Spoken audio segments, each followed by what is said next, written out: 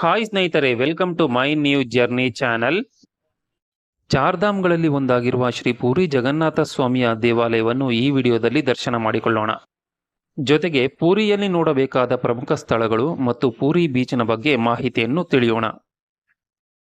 ಪೂರಿ ಜಗನ್ನಾಥ ಸ್ವಾಮಿಯ ದೇವಾಲಯವು ಒರಿಸ್ಸಾ ರಾಜ್ಯದಲ್ಲಿದೆ. ಒರಿಸ್ಸಾದ ರಾಜಧಾನಿ ಭುವನೇಶ್ವರದಿಂದ ಪೂರಿಯು 63 ಕಿಲೋಮೀಟರ್ ದೂರದಲ್ಲಿದೆ.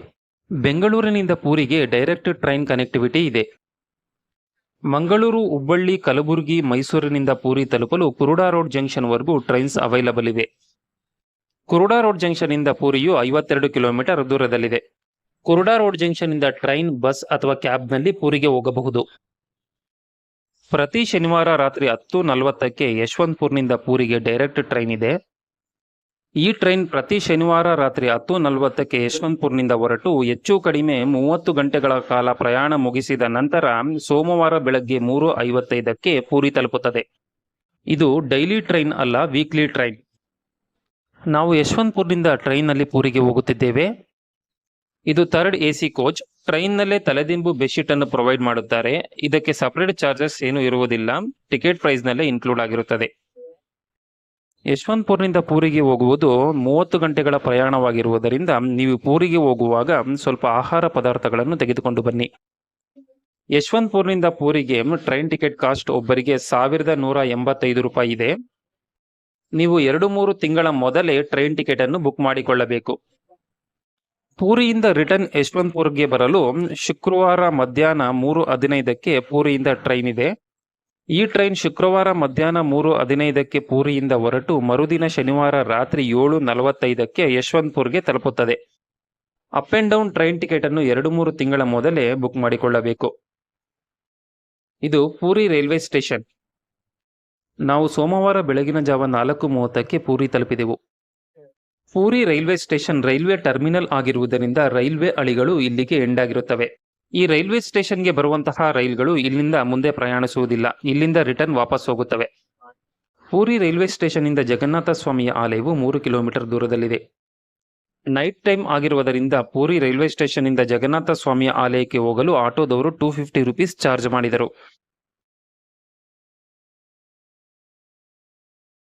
ಪೂರಿಯಲ್ಲಿ ಉಳಿದುಕೊಳ್ಳಲು best location Puri beach road. Puri ಬೀಚ್ನ ಬಳಿ ಸ್ಟೇ ಮಾಡಲು ಅನೇಕ ಹೋಟೆಲ್ಗಳಿವೆ. ಅದೇ ರೀತಿ ಜಗನ್ನಾಥ ಸ್ವಾಮಿಯ ಆಲಯದ ಸಮೀಪವೂ ಕೂಡ ಅನೇಕ ಹೋಟೆಲ್ಗಳು ಅವೈಲಬಲ್ ಇರುತ್ತವೆ. Early morning beautiful sunrise experience ಮಾಡುವವರಿಗೆ ಮತ್ತು ನೈಟ್ ಬೀಚ್ ಮಾರ್ಕೆಟ್ ಎಂಜಾಯ್ ಮಾಡುವವರಿಗೆ ಬೀಚ್ ರೋಡ್ನಲ್ಲಿರುವ ಹೋಟೆಲ್ಗಳು ಬೆಸ್ಟ್ ಆಪ್ಷನ್. ಬೀಚ್ ರೋಡ್ನಿಂದ ಜಗನ್ನಾಥ ಸ್ವಾಮಿಯ ದೇವಸ್ಥಾನವು 2 ಕಿಲೋಮೀಟರ್ ದೂರದಲ್ಲಿದೆ. ದೇವಸ್ಥಾನದ ಸಮೀಪವಿರುವ ರೂಮ್ಗಳಿಗೆ ಕಂಪೇರ್ ಮಾಡಿದರೆ ಬೀಚ್ ರೋಡ್ನಲ್ಲಿರುವ ರೂಮ್ಗಳಿಗೆ ಸ್ವಲ್ಪ ಬಾಡಿಗೆ ಜಾಸ್ತಿ ಇರುತ್ತದೆ. ದೇವಸ್ಥಾನದ ಸಮೀಪವೂ ಕೂಡ ಅನೇಕ ಹೋಟೆಲ್ಗಳು ಅವೈಲಬಲ್ ಇವೆ. ರೂಮ್ ಎಲ್ಲಿ ಮಾಡಬೇಕೆಂಬುದು ನಿಮ್ಮ ಚಾಯ್ಸ್. ನೀವು ರೂಮ್ ಬುಕ್ ಮಾಡುವ ಮೊದಲು ರೂಮ್ ಚೆಕ್ ಮಾಡಿಕೊಂಡು ನಂತರ ಬುಕ್ ಮಾಡಿಕೊಳ್ಳಿ. ನಾವು ಜಗನ್ನಾಥ ಸ್ವಾಮಿಯ ದೇವಾಲಯದ ಸಮೀಪವಿರುವ ಮುನ್ಸಿಪಲ್ ಮಾರ್ಕೆಟ್ನ ಬಳಿ ರೂಮ್ ಮಾಡಿದ್ದೇವೆ. ನಾವು 8 ಜನ ಇದ್ದೆವು. ಒಂದು ದಿನಕ್ಕೆ ರೂಮ್ ಬಾಡಿಗೆ 1500 ರೂಪೀಸ್ ಚಾರ್ಜ್ ಮಾಡಿದರು.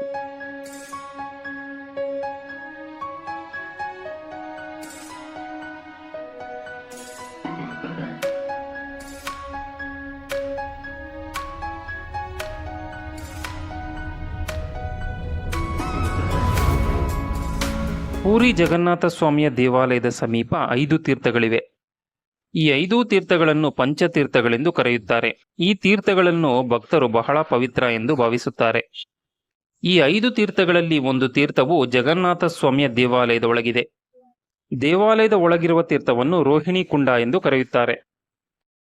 ಇನ್ನುಳಿದ 4 ತೀರ್ಥಗಳ ಬಗ್ಗೆ ನಂತರ ವಿವರಿಸುತ್ತೇನೆ.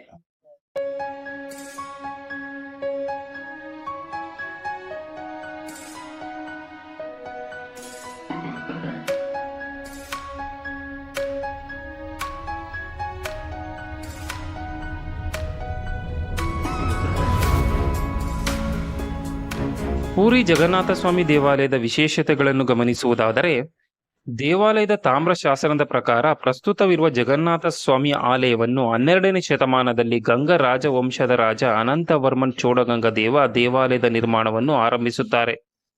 ನಂತರ ಅವರ ಮೊಮ್ಮಗ ಅನಂಗ ಭೀಮದೇವನ ಆಳ್ವಿಕೆಯ ಕಾಲದಲ್ಲಿ ದೇವಾಲಯದ ನಿರ್ಮಾಣವು ಪೂರ್ತಿಯಾಗಿದೆ. ಪುರಾಣ ಕಥೆಯ ಪ್ರಕಾರ ಶ್ರೀ ಮಹಾವಿಷ್ಣುವು ಕನಸಿನಲ್ಲಿ ಕಾಣಿಸಿಕೊಂಡು ಆದೇಶಿಸಿದ ಪ್ರಕಾರ ಇಂದ್ರದ್ಯುಮ್ನ ಮಹಾರಾಜರು ಪುರಿ ದೇವಾಲಯವನ್ನು ಮೊಟ್ಟಮೊದಲು ನಿರ್ಮಿಸಿದರು ಎಂದು ಹೇಳಲಾಗುತ್ತದೆ. ಈ ಆಲಯವು ಶಂಕರಾಚಾರ್ಯರು ಪ್ರತಿಪಾದಿಸಿರುವ ಚಾರ್ಧಾಮ್ಗಳಲ್ಲಿ ಒಂದು. ದಕ್ಷಿಣದಲ್ಲಿ ರಾಮೇಶ್ವರ, ಉತ್ತರದಲ್ಲಿ ಬದ್ರಿನಾಥ್, ಪಶ್ಚಿಮದಲ್ಲಿ ದ್ವಾರಕ, ಪೂರ್ವದಲ್ಲಿ ಪೂರಿ ಜಗನ್ನಾಥ ಸ್ವಾಮಿಯ ಆಲಯ. ಈ ನಾಲ್ಕನ್ನು ಚಾರ್ಧಾಮ್ ಎಂದು ಕರೆಯುತ್ತಾರೆ. ಅದೇ ರೀತಿ ಶಂಕರಾಚಾರ್ಯರಿಂದ ಸ್ಥಾಪಿಸಲ್ಪಟ್ಟ 4 ಪೀಠಗಳಲ್ಲಿ ಒಂದಾದ ಗೋವರ್ಧನ ಪೀಠವು ಪೂರಿಯಲ್ಲಿದೆ. ನಮ್ಮ ಶೃಂಗೇರಿ ಶಾರದಾ ಪೀಠವು ಶಂಕರಾಚಾರ್ಯರಿಂದ ಸ್ಥಾಪಿಸಲ್ಪಟ್ಟ 4 ಪೀಠಗಳಲ್ಲೊಂದು. ಪೂರಿ ಜಗನ್ನಾಥರ ಆಲಯದಿಂದ ಗೋವರ್ಧನ ಪೀಠವು 1.5 ಕಿಲೋಮೀಟರ್ ದೂರದಲ್ಲಿದೆ. ನಂತರ ತೋರಿಸುತ್ತೇನೆ. ಪೂರಿ ಕ್ಷೇತ್ರವನ್ನು ಪುರುಷೋತ್ತಮ ಕ್ಷೇತ್ರ ಎಂದು, ಶ್ರೀ ಕ್ಷೇತ್ರ ಎಂದು, ಶಂಖ ಕ್ಷೇತ್ರ ಎಂದು, ನೀಲಾಚಲ ಎಂದು, ನೀಲಾದ್ರಿ ಎಂದು, ಜಗನ್ನಾಥಪುರಿ ಎಂಬ ಹೆಸರುಗಳಿಂದ ಕರೆಯುತ್ತಾರೆ. ಇಲ್ಲಿ ಶ್ರೀ ಮಹಾವಿಷ್ಣುವು ಜಗನ್ನಾಥರ ರೂಪದಲ್ಲಿ ಪೂಜೆಗೊಳ್ಳುತ್ತಿದ್ದಾರೆ. ಜಗನ್ನಾಥ ಎಂದರೆ ವಿಶ್ವಕ್ಕೆ ಪ್ರಭು ಎಂದು. ಶಂಖಕ್ಷೇತ್ರ ಎಂದೇವಲ್ಲ, ಶಂಖಕ್ಷೇತ್ರದ ನಾಭಿಸ್ಥಾನವು ದೇವಾಲಯದ ಒಳಗಿನ ರೋಹಿಣಿ ಕುಂಡ. ಪೂರಿ ಕ್ಷೇತ್ರವು ದಕ್ಷಿಣಾವರ್ತಿ ಶಂಖದ ಆಕಾರದಲ್ಲಿದೆ. ದಕ್ಷಿಣಾವರ್ತಿ ಶಂಖವೆಂದರೆ ಶಂಖದ ಮುಖವು ಬಲಭಾಗದಲ್ಲಿದ್ದು ಶಂಖವನ್ನು ಎಡಗೈಯಲ್ಲಿ ಹಿಡಿಯುವ ರೀತಿ ಇರುತ್ತದೆ. ಪೂರಿ ಜಗನ್ನಾಥ ಸ್ವಾಮಿಯ ದೇವಾಲಯದಲ್ಲಿ 4 ಪ್ರವೇಶ ದ್ವಾರಗಳಿವೆ. ಪೂರ್ವ ದ್ವಾರವನ್ನು ಸಿಂಹದ್ವಾರವೆಂದು, ಪಶ್ಚಿಮ ದ್ವಾರವನ್ನು ವ್ಯಾಘ್ರದ್ವಾರವೆಂದು, ಉತ್ತರದ ದ್ವಾರವನ್ನು ಅಸ್ಥಿದ್ವಾರವೆಂದು, ದಕ್ಷಿಣದ ದ್ವಾರವನ್ನು ಅಶ್ವದ್ವಾರವೆಂದು ಕರೆಯುತ್ತಾರೆ. ಇದು ಪಶ್ಚಿಮದ ವ್ಯಾಘ್ರದ್ವಾರ, ಅಂದರೆ ಹುಲಿಯ ದ್ವಾರ ಎಂದು ಕರೆಯುತ್ತಾರೆ.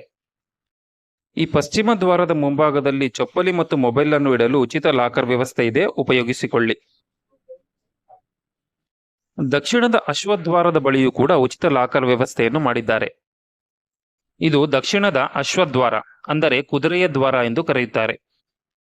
ಈ ದಕ್ಷಿಣ ದ್ವಾರದ ಪಕ್ಕದಲ್ಲಿ ಆಂಜನೇಯ ಸ್ವಾಮಿಯ ದೇವಾಲಯವಿದೆ, ದರ್ಶಿಸಿಕೊಳ್ಳಿ. ಈ ದ್ವಾರದಿಂದ ದೇವಾಲಯದ ಒಳಗೆ ಹೋಗಲು ಪ್ರವೇಶವಿಲ್ಲ, ಹೊರಗೆ ಬರಬಹುದು. ಈ ದ್ವಾರವನ್ನು ಪ್ರಸಾದ ತಯಾರಿಸುವ ಆಹಾರ ಪದಾರ್ಥಗಳನ್ನು ಸಾಗಿಸಲು ಬಳಸುತ್ತಾರೆ. ಇದು ಉತ್ತರದ ಅಸ್ಥಿದ್ವಾರ, ಅಂದರೆ ಆನೆಯ ದ್ವಾರ ಎಂದು ಕರೆಯುತ್ತಾರೆ. ದೇವರನ್ನು ದರ್ಶಿಸಿಕೊಂಡು ಈ ದ್ವಾರದ ಮೂಲಕವೂ ಕೂಡ ಹೊರಬರಬಹುದು. ಬಂಗಾಳ ಕೊಲ್ಲಿಯಲ್ಲಿ ಉಂಟಾಗಿರುವ ಸೈಕ್ಲೋನ್ನ ಪರಿಣಾಮ ಪೂರಿಯಲ್ಲಿನ ವಾತಾವರಣವು ಪದೇ ಪದೇ ಚೇಂಜ್ ಆಗುತ್ತಿದೆ. ಬಿಸಿಲು ಇರುತ್ತದೆ, ಸಡನ್ ಆಗಿ ಮೋಡ ಕವಿದ ವಾತಾವರಣ ಉಂಟಾಗಿ ಮಳೆ ಬರುತ್ತಿದೆ.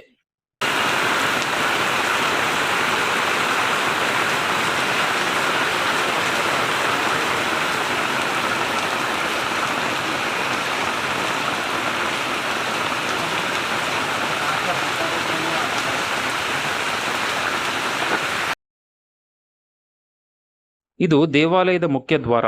ಈ ದ್ವಾರವನ್ನು ಸಿಂಹದ್ವಾರವೆಂದು ಕರೆಯುತ್ತಾರೆ. ಇದು ದೇವಾಲಯದ ಪ್ರಧಾನ ದ್ವಾರವಾಗಿದ್ದು ಈ ದ್ವಾರದ ಮೂಲಕವೇ ಭಕ್ತಾದಿಗಳು ದೇವರ ದರ್ಶನಕ್ಕೆ ಒಳಗೆ ಹೋಗುತ್ತಾರೆ. ದೇವಾಲಯದ ಒಳಗೆ ಹೋಗುವ ಮೊದಲು ಈ ದ್ವಾರದ ಬಳಿ ಅನೇಕ ವಿಶೇಷತೆಗಳಿವೆ, ಅವುಗಳನ್ನು ತಿಳಿಯೋಣ. ದೇವಾಲಯದ ಮುಂಭಾಗದಲ್ಲಿರುವ ಈ ಸ್ತಂಭವನ್ನು ಅರುಣ ಸ್ತಂಭವೆಂದು ಕರೆಯುತ್ತಾರೆ. ಮೊದಲು ಈ ಸ್ತಂಭವು ಕೋನಾರ್ಕ್ನ ಸೂರ್ಯ ದೇವಾಲಯದಲ್ಲಿತ್ತು. ದಾಳಿಕೋರರು ಕೋನಾರ್ಕ್ನ ಸೂರ್ಯ ದೇವಾಲಯವನ್ನು ಧ್ವಂಸ ಮಾಡಲು ಬಂದಾಗ ಲಾಂಗುಲ ನರಸಿಂಹದೇವ ಎಂಬ ಮಹಾರಾಜ 18ನೇ ಶತಮಾನದಲ್ಲಿ ಪವಿತ್ರವಾದ ಈ ಅರುಣ ಸ್ತಂಭವನ್ನು ಮತ್ತು ಸೂರ್ಯದೇವರ ವಿಗ್ರಹವನ್ನು ರಹಸ್ಯವಾಗಿ ಪೂರಿಗೆ ತಂದು ಪೂರಿಯಲ್ಲಿ ಪ್ರತಿಷ್ಠಾಪಿಸುತ್ತಾರೆ. ಈ ಸ್ತಂಭವು 16 ಬದಿಗಳುಳ್ಳ 34 ಅಡಿ ಎತ್ತರದ ಏಕಶಿಲಾ ಸ್ತಂಭವಾಗಿದೆ. ಗರುಡದೇವರ ಸೋದರ ಮತ್ತು ಸೂರ್ಯದೇವರ ರಥಸಾರಥಿಯೂ ಆಗಿರುವ ಅರುಣದೇವರ ಸಣ್ಣ ಮೂರ್ತಿಯನ್ನು ಈ ಸ್ತಂಭದ ಮೇಲೆ ಕಾಣಬಹುದು. ಪೂರಿ ಜಗನ್ನಾಥ ಸ್ವಾಮಿಯ ದೇವಾಲಯದಲ್ಲಿ 2 ಪ್ರಾಕಾರಗಳಿವೆ. ಗರ್ಭಗುಡಿಯ ಹೊರಗಿನ ಪ್ರಾಕಾರವನ್ನು ಮೇಘನಾದ ಪ್ರಾಕಾರವೆಂದು, ಗರ್ಭಗುಡಿಯು ಇರುವ ಪ್ರಾಕಾರವನ್ನು ಕೂರ್ಮ ಪ್ರಾಕಾರವೆಂದು ಕರೆಯುತ್ತಾರೆ. ಅರುಣಸ್ತಂಭದಿಂದ ಮುಂದೆ ಬಂದು ದೇವಾಲಯದ ಒಳಗೆ ಪ್ರವೇಶಿಸಿದರೆ ನಮಗೆ ಮೇಘನಾದ ಪ್ರಾಕಾರವು ಸಿಗುತ್ತದೆ. ಮೇಘನಾದ ಪ್ರಾಕಾರವನ್ನು ಪ್ರವೇಶಿಸಿದ ನಂತರ ಇಲ್ಲಿ ಕಾಣುತ್ತಿರುವ ಜಗನ್ನಾಥ ಸ್ವಾಮಿಯ ಮೂರ್ತಿಯು ನಮಗೆ ಕಾಣಿಸುತ್ತದೆ. ಈ ಸ್ವಾಮಿಯನ್ನು ಪತಿತ ಪಾವನ ಜಗನ್ನಾಥ ಎಂದು ಕರೆಯುತ್ತಾರೆ. ದೇವಾಲಯದ ಒಳಗಿನ ಮೂಲ ಮೂರ್ತಿಯ ತಲೆ ಎಷ್ಟು ದೊಡ್ಡದಿದೆಯೋ ಅಷ್ಟೇ ದೊಡ್ಡ ಮೂರ್ತಿಯೂ ಇದಾಗಿದೆ. ಸಾಮ್ರಾಣಿ, ಪಚ್ಚಕರ್ಪೂರ, ಕಸ್ತೂರಿ, ಚಂದನ ಹಾಗೂ ಇನ್ನಿತರ ಸುಗಂಧ ದ್ರವ್ಯಗಳಿಂದ ಈ ಮೂರ್ತಿಯನ್ನು ತಯಾರಿಸಿದ್ದಾರೆ.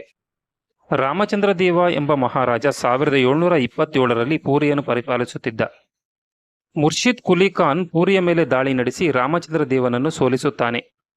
ದೇವಾಲಯವನ್ನು ರಕ್ಷಿಸುವ ಉದ್ದೇಶದಿಂದ ರಾಮಚಂದ್ರ ದೇವ ಮಹಾರಾಜರು ಮುರ್ಷಿದ್ ಕುಲಿ ಖಾನ್ನ ಮಗಳಾದ ರಜಿಯಾನನ್ನು ಮದುವೆ ಮಾಡಿಕೊಳ್ಳುತ್ತಾರೆ. ಪೂರಿ ದೇವಾಲಯದಲ್ಲಿ ಹಿಂದೂಗಳಲ್ಲದವರು ದೇವಾಲಯದ ಒಳಗೆ ಪ್ರವೇಶಿಸಬಾರದು ಎಂಬ ಸಂಪ್ರದಾಯವಿದೆ. ರಾಮಚಂದ್ರ ದೇವನು ಜಗನ್ನಾಥ ಸ್ವಾಮಿಯ ಪರಮ ಭಕ್ತನಾಗಿದ್ದನು.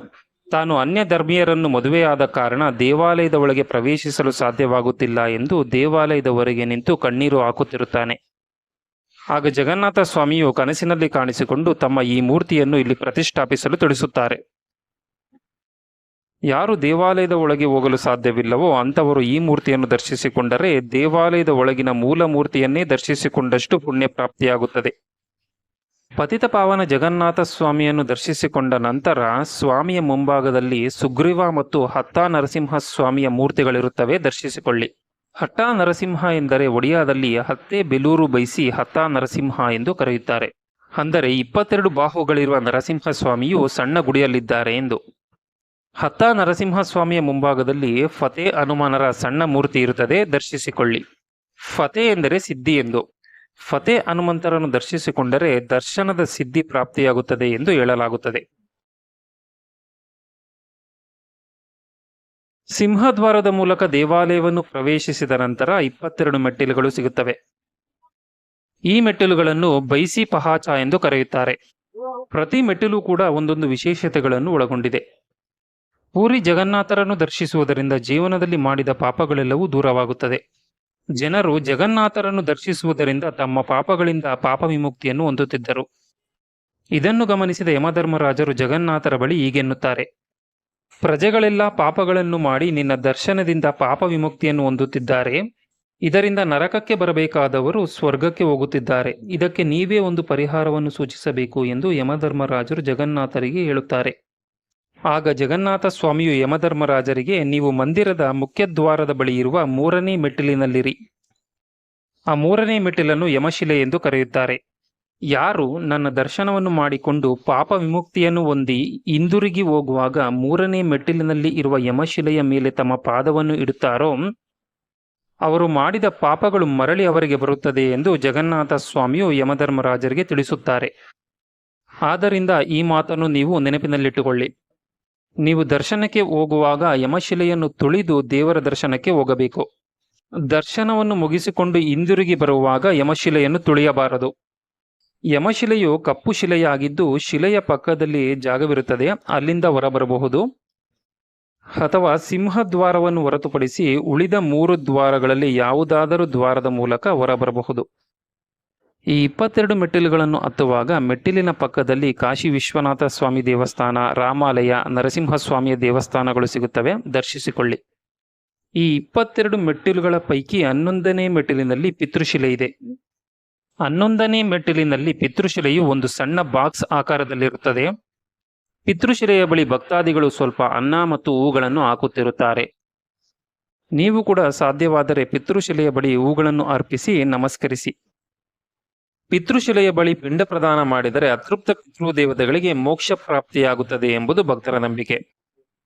ವರ್ಷದಲ್ಲಿ ಒಂದು ಸಾರಿ ಪೂರಿ ಜಗನ್ನಾಥ ಸ್ವಾಮಿಯ ಉತ್ಸವ ಮೂರ್ತಿಯನ್ನು ಪಿತೃಶಿಲೆಯ ಬಳಿ ಬಂದು ನಂದ ಯಶೋಧಾ ದೇವಿಗೆ, ದಶರಥ ಕೌಸಲ್ಯ ದೇವಿಗೆ, ಇಂದ್ರದ್ಯುಮ್ನ ಮಹಾರಾಜರಿಗೆ, ಗುಂಡಿಚಾರಿಗೆ ಈ 6 ಜನಕ್ಕೆ ಸ್ವಾಮಿಯು ಪಿಂಡ ಪ್ರದಾನ ಮಾಡುತ್ತಾರೆ. ಸ್ವಾಮಿಯೇ ತಮ್ಮ ಪಿತೃದೇವತೆಗಳಿಗೆ ಈ ಪಿತೃಶಿಲೆಯ ಬಳಿ ಪಿಂಡ ಪ್ರದಾನವನ್ನು ಮಾಡುತ್ತಾರೆ ಎಂದರೆ ಈ ಪಿತೃಶಿಲೆಯು ಎಷ್ಟು ಪವಿತ್ರವಾದದ್ದು ಎಂಬುದು ಗಮನಿಸಿ.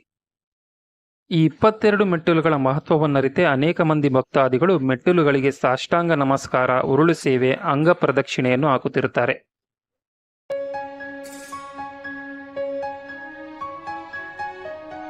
ಬಂದಂತಹ ಭಕ್ತಾದಿಗಳಿಗೆ ಅನುಕೂಲವಾಗಲೆಂದು ದೇವಾಲಯದ ವತಿಯಿಂದ ಉಚಿತ ಕುಡಿಯುವ ನೀರಿನ ವ್ಯವಸ್ಥೆಯನ್ನು ಮಾಡಿದ್ದಾರೆ, ಉಪಯೋಗಿಸಿಕೊಳ್ಳಿ. ಸಿಂಹದ್ವಾರದ ಮುಂಭಾಗದಲ್ಲಿಯೂ ಕೂಡ ಮೊಬೈಲ್ ಹಾಗೂ ಇನ್ನಿತರ ವಸ್ತುಗಳನ್ನಿಡಲು ಪ್ರೈವೇಟ್ ಲಾಕರ್ಗಳಿವೆ. ಅವರು ಇಂತಿಷ್ಟು ಅಮೌಂಟ್ ಎಂದು ಚಾರ್ಜ್ ಮಾಡುತ್ತಾರೆ. ಇದು ದರ್ಶನಕ್ಕೆ ಹೋಗುವ ಕ್ಯೂ ಲೈನ್. ಶ್ರೀ ಕೃಷ್ಣ ಪರಮಾತ್ಮರ ಇತರ ಯಾವುದೇ ದೇವಾಲಯಗಳನ್ನು ನೋಡಿದರೆ ಸ್ವಾಮಿಯು ನಮಗೆ ರಾಧಾ, ರುಕ್ಮಿಣಿ, ಸತ್ಯಭಾಮರ ಜೊತೆ ದರ್ಶನವನ್ನು ಕೊಡುತ್ತಾರೆ.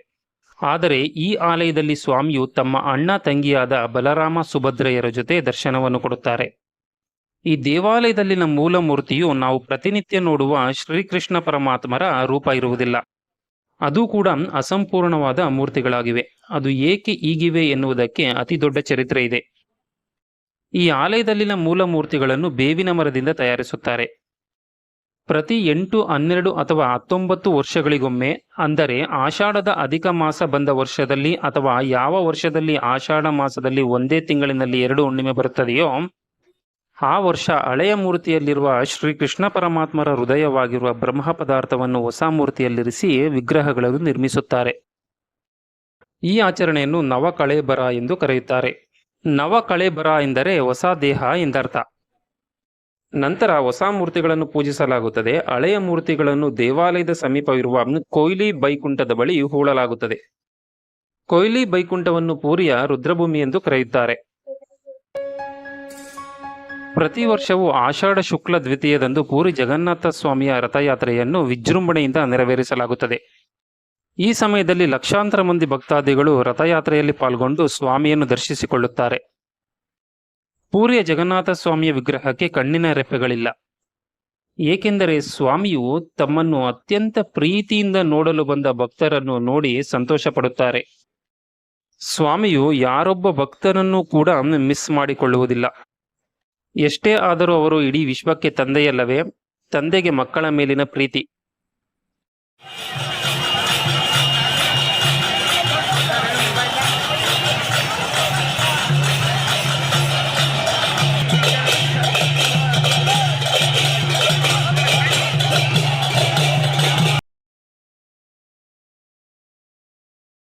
ಪೂರಿ ಜಗನ್ನಾಥ ಸ್ವಾಮಿಯ ದೇವಾಲಯದ ಮೇಲಿನ ಧ್ವಜವು ಬಹಳ ವಿಶೇಷತೆಗಳನ್ನೊಳಗೊಂಡಿದೆ.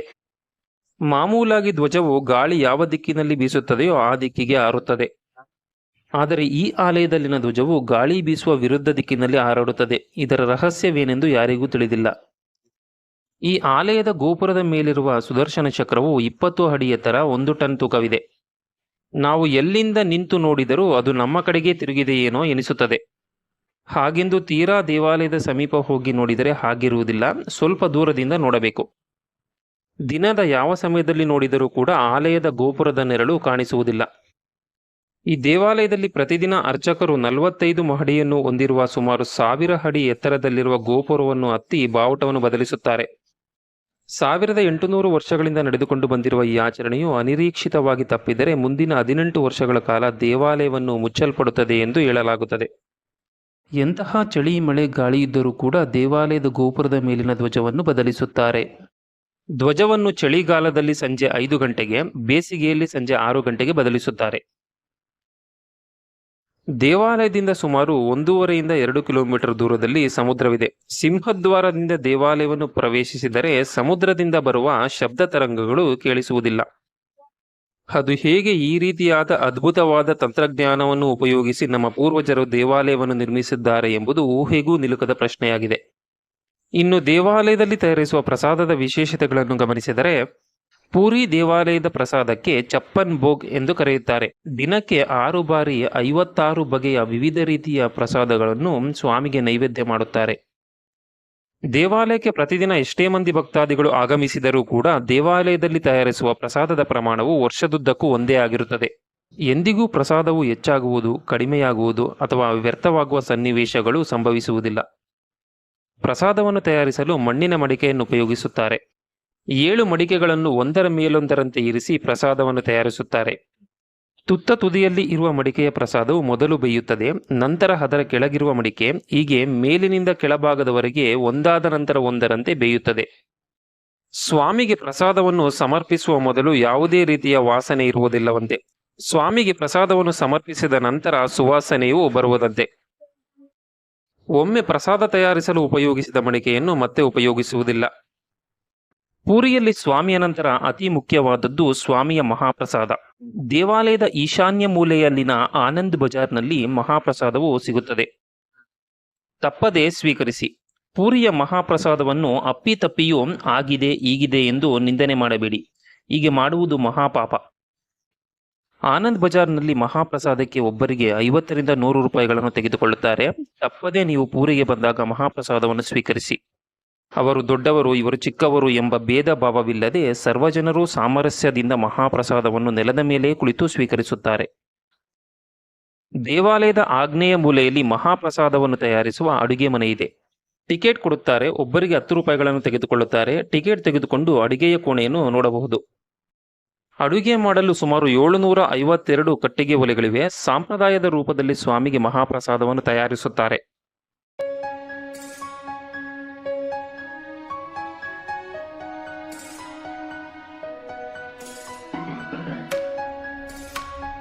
ಪುರಿ ಜಗನ್ನಾಥ ಸ್ವಾಮಿಯ ರಥಯಾತ್ರೆಯು ನಡೆಯುವ ಮೊದಲು ಜ್ಯೇಷ್ಠ ಪೂರ್ಣಿಮೆಯಂದು ಸ್ನಾನಯಾತ್ರೆಯನ್ನು ನೆರವೇರಿಸುತ್ತಾರೆ. ಈ ಸ್ನಾನಯಾತ್ರೆಯ ಸಂದರ್ಭದಲ್ಲಿ ಗರ್ಭಾಲಯದಲ್ಲಿ ಇರುವ ಮೂಲ ಮೂರ್ತಿಗಳನ್ನು ತಂದು ಆನಂದ್ ಬಜಾರ್ನಲ್ಲಿ ಇರುವ ಸ್ನಾನ ವೇದಿಯ ಮೇಲಿನ ವೇದಿಕೆಯ ಮೇಲೆ ಇರಿಸಿ ಬಲರಾಮ, ಸುಭದ್ರ, ಜಗನ್ನಾಥ ಹಾಗೂ ಸುದರ್ಶನರಿಗೆ 108 ಕಳಸಗಳಿಂದ ಸ್ನಾನ ಮಾಡಿಸುತ್ತಾರೆ. ಹಾಗೋ ಇಲ್ಲಿ ಕಾಣುತ್ತಿದೆಯಲ್ಲ, ಇದೇ ಸ್ನಾನವೇದಿ. ಇಲ್ಲೇ ಸ್ನಾನಯಾತ್ರೆಯನ್ನು ನೆರವೇರಿಸುತ್ತಾರೆ. ಜಗನ್ನಾಥ ಸ್ವಾಮಿಯ ಆಲಯದ ಒಳಗೆ ಶೀತಲಾದೇವಿ ಅಮ್ಮನವರ ಉಪಾಲಯವಿದೆ. ಶೀತಲಾದೇವಿ ಅಮ್ಮನವರ ದೇವಾಲಯದ ಮುಂಭಾಗದ ಬಂಡೆಯ ಕೆಳಗೆ ಇರುವ ಸೂನಾ ಕುಹ ಎಂಬ ಬಾವಿಯಿಂದ 108 ಕಳಶಗಳಲ್ಲಿ ನೀರು ತಂದು ಸ್ನಾನಯಾತ್ರೆಯನ್ನು ನೆರವೇರಿಸುತ್ತಾರೆ. ಈ ಸಮಯದಲ್ಲಿ ಸ್ವಾಮಿಗೆ ಗಣಪತಿಯ ಸ್ವರೂಪದಲ್ಲಿ ಅಲಂಕರಿಸಿರುತ್ತಾರೆ. ಸ್ವಾಮಿಯ ಭಕ್ತರಾದ ಗಣಪತಿ ಭಾಟಿಯರಿಗೆ ಸ್ವಾಮಿಯು ಗಣಪತಿಯ ರೂಪದಲ್ಲಿ ದರ್ಶನವನ್ನು ಕೊಟ್ಟಿದ್ದರಂತೆ. ಅದರ ಪ್ರತೀಕವಾಗಿ ಸ್ವಾಮಿಯನ್ನು ಸ್ನಾನಯಾತ್ರೆಯ ಸಂದರ್ಭದಲ್ಲಿ ಈ ರೀತಿ ಅಲಂಕರಿಸುತ್ತಾರೆ. 108 ಕಳಶಗಳಿಂದ ತಣ್ಣನೆಯ ನೀರು ತಂದು ಸ್ವಾಮಿಗೆ ಅಭಿಷೇಕ ಮಾಡುವುದರಿಂದ ಸ್ವಾಮಿಗೆ ಜ್ವರವೂ ಬರುತ್ತದೆ. ಸ್ವೆಟರ್, ಮಫ್ಲರ್ಗಳನ್ನು ಹೊದಿಸಿ 15 ದಿನಗಳ ಕಾಲ ಗರ್ಭಾಲಯದ ಪಕ್ಕದ ರಹಸ್ಯ ಕೋಣೆಯಲ್ಲಿ ಸ್ವಾಮಿಯನ್ನು ಮಲಗಿಸುತ್ತಾರೆ. ಈ ಸಮಯದಲ್ಲಿ ದೇವಾಲಯದಲ್ಲಿ ದೇವರ ದರ್ಶನಕ್ಕೆ ಅವಕಾಶವಿರುವುದಿಲ್ಲ. ಸ್ವಾಮಿಗೆ ಚಪ್ಪನ್ ಭೋಗ್ ನೈವೇದ್ಯದ ಬದಲು ಕಷಾಯ ಹಾಗೂ ಇನ್ನಿತರ ಔಷಧಿಗಳನ್ನು ಕೊಟ್ಟು ಉಪಚರಿಸುತ್ತಾರೆ. ಹೀಗೆ 15ರಿಂದ 20 ದಿನಗಳು ಕಳೆದ ನಂತರ ದೇವರ ಮೂರ್ತಿಗಳಿಗೆ ಹೊಸ ಬಣ್ಣವನ್ನು ಲೇಪಿಸಿ ರಥಯಾತ್ರೆಯನ್ನು ಪ್ರಾರಂಭಿಸುತ್ತಾರೆ.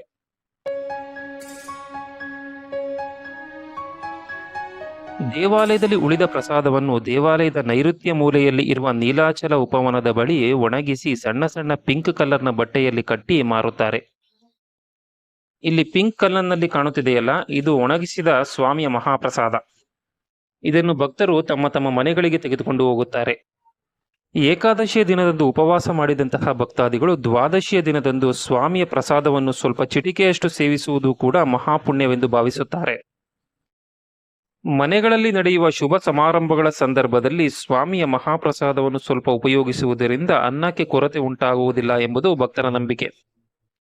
ಶೀತಲಾದೇವಿ ಅಮ್ಮನವರ ದೇವಾಲಯವು ನಮ್ಮ ಪಾವಗಡದ ಶನೇಶ್ವರ ಸ್ವಾಮಿಯ ದೇವಾಲಯದಲ್ಲಿಯೂ ಇದೆ. ನೀವು ಪಾವಗಡಕ್ಕೆ ಭೇಟಿ ಕೊಟ್ಟರೆ ಶೀತಲಾದೇವಿ ಅಮ್ಮನವರು ಹಾಗೂ ಶನೇಶ್ವರ ಸ್ವಾಮಿಯನ್ನು ದರ್ಶಿಸಿಕೊಳ್ಳಿ.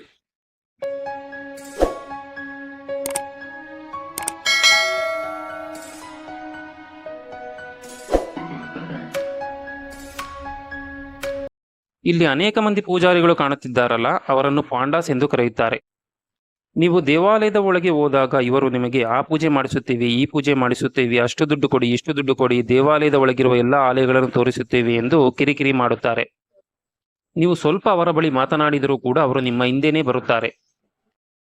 ನಾವು ದರ್ಶನಕ್ಕೆ ಮಾತ್ರ ಬಂದಿದ್ದೀವಿ ಎಂದು ಅವರ ಬಳಿ ಕ್ಲಿಯರ್ ಆಗಿ ಹೇಳಿ. ಇಲ್ಲ ಎಂದರೆ ನಿಮ್ಮ ಇಷ್ಟ. ಅವರಿಗೆ ಇಷ್ಟೋ ಅಷ್ಟೋ ಕೊಟ್ಟು ಅವರು ಹೇಳಿದ ಪ್ರೊಸೀಜರ್ ಅನ್ನು ಫಾಲೋ ಆಗಿ. ಇದು ಪೂರಿ ಜಗನ್ನಾಥ ಸ್ವಾಮಿ ದೇವಾಲಯದ ನೈಟ್ ವ್ಯೂ. ಬೆಳಗಿನ ಸಮಯಕ್ಕಿಂತ ರಾತ್ರಿ ಸಮಯದಲ್ಲಿ ದೇವಾಲಯದಲ್ಲಿ ಭಕ್ತರ ಸಂಖ್ಯೆಯು ಸ್ವಲ್ಪ ಕಡಿಮೆ ಇರುತ್ತದೆ. ನೀವು ಬೆಳಗಿನ ಸಮಯದಲ್ಲಿ ದರ್ಶನಕ್ಕೆ ಹೋದರೆ ದೇವಾಲಯದ ಒಳಗೆ ಗರುಡ ಸ್ತಂಭವಿದೆ. ಗರುಡ ಸ್ತಂಭದ ಮುಂಭಾಗದಿಂದ ದರ್ಶನವನ್ನು ಮಾಡಿಕೊಂಡು ಬರಬೇಕು. ಇದು ಸ್ವಲ್ಪ ದೂರವೆನಿಸುತ್ತದೆ.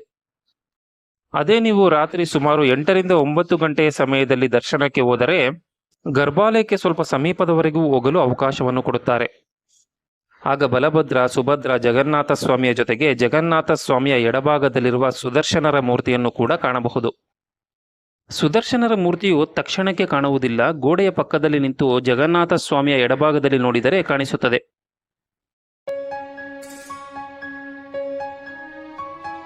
ದರ್ಶನದ ಸಮಯದಲ್ಲಿ ಒಂದೇ ಬಾರಿಗೆ 200ರಿಂದ 300 ಜನರನ್ನು ಒಟ್ಟಿಗೆ ಬಿಡುತ್ತಾರೆ. ನೂಕುನುಗ್ಗಲು ಹೆಚ್ಚಾಗಿರುತ್ತದೆ. ಸಣ್ಣ ಮಕ್ಕಳು, ವಯಸ್ಸಾದವರು ಇದ್ದರೆ ಸ್ವಲ್ಪ ಜೋಪಾನ ವಹಿಸಿ.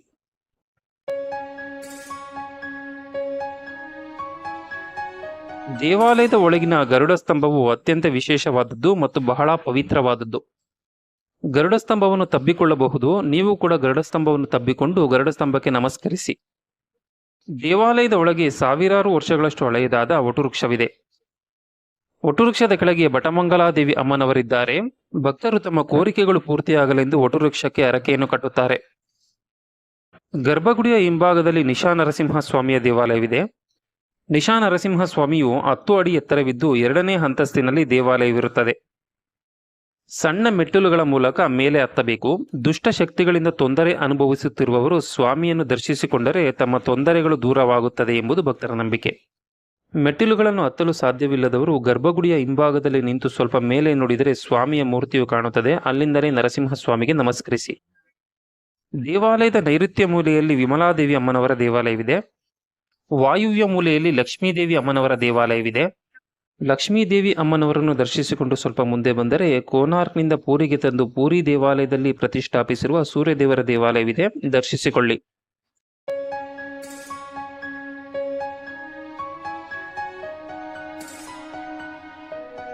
ಇದು ನರಸಿಂಹ ಸ್ವಾಮಿಯವರ ದೇವಾಲಯ. ವ್ಯಾಘ್ರದ್ವಾರದಿಂದ ಅಶ್ವದ್ವಾರದ ಕಡೆಗೆ ಹೋಗುವಾಗ ಈ ದೇವಾಲಯವು ಸಿಗುತ್ತದೆ. ಸ್ವಾಮಿಯನ್ನು ದರ್ಶಿಸಿಕೊಳ್ಳಿ. ದೇವಾಲಯದ ಒಳಗಿನ ವಟುವೃಕ್ಷದ ಸಮೀಪ ಬಟಪತಿತ ಪಾವನ ಜಗನ್ನಾಥ ಸ್ವಾಮಿಯವರ ದೇವಾಲಯವಿದೆ. ಕಾಲಾ ಪಹಡ್ ಎಂಬ ಆಕ್ರಮಣಕಾರ ಪೂರಿಯ ಮೇಲೆ ಆಕ್ರಮಣವನ್ನು ಮಾಡಿದಾಗ ದೇವಾಲಯದಲ್ಲಿನ ಮೂಲಮೂರ್ತಿಗಳನ್ನು ರಕ್ಷಿಸುವ ಉದ್ದೇಶದಿಂದ ಜಗನ್ನಾಥ ಸ್ವಾಮಿಯ ಮೂಲಮೂರ್ತಿಯು ಎಷ್ಟಿದೆಯೋ ಅಷ್ಟೇ ದೊಡ್ಡ ಇನ್ನೊಂದು ಮೂರ್ತಿಯನ್ನು ತಯಾರಿಸಿ ದೇವಾಲಯದಲ್ಲಿನ ಮೂಲಮೂರ್ತಿಗಳನ್ನು ಬೇರೆಡೆಗೆ ಸಾಗಿಸಿ ಈ ಮೂರ್ತಿಯನ್ನು ದೇವಾಲಯದಲ್ಲಿಡುತ್ತಾರೆ. ಈ ಸ್ವಾಮಿಯನ್ನು ಬಟಪತಿತ ಪಾವನ ಜಗನ್ನಾಥ ಎಂದು ಕರೆಯುತ್ತಾರೆ. ದೇವಾಲಯದ ಒಳಗಿನ ವಟುವೃಕ್ಷದ ಸಮೀಪ ಬಟಪತಿತ ಪಾವನ ಜಗನ್ನಾಥ ಸ್ವಾಮಿಯ ದೇವಾಲಯವಿದೆ, ದರ್ಶಿಸಿಕೊಳ್ಳಿ.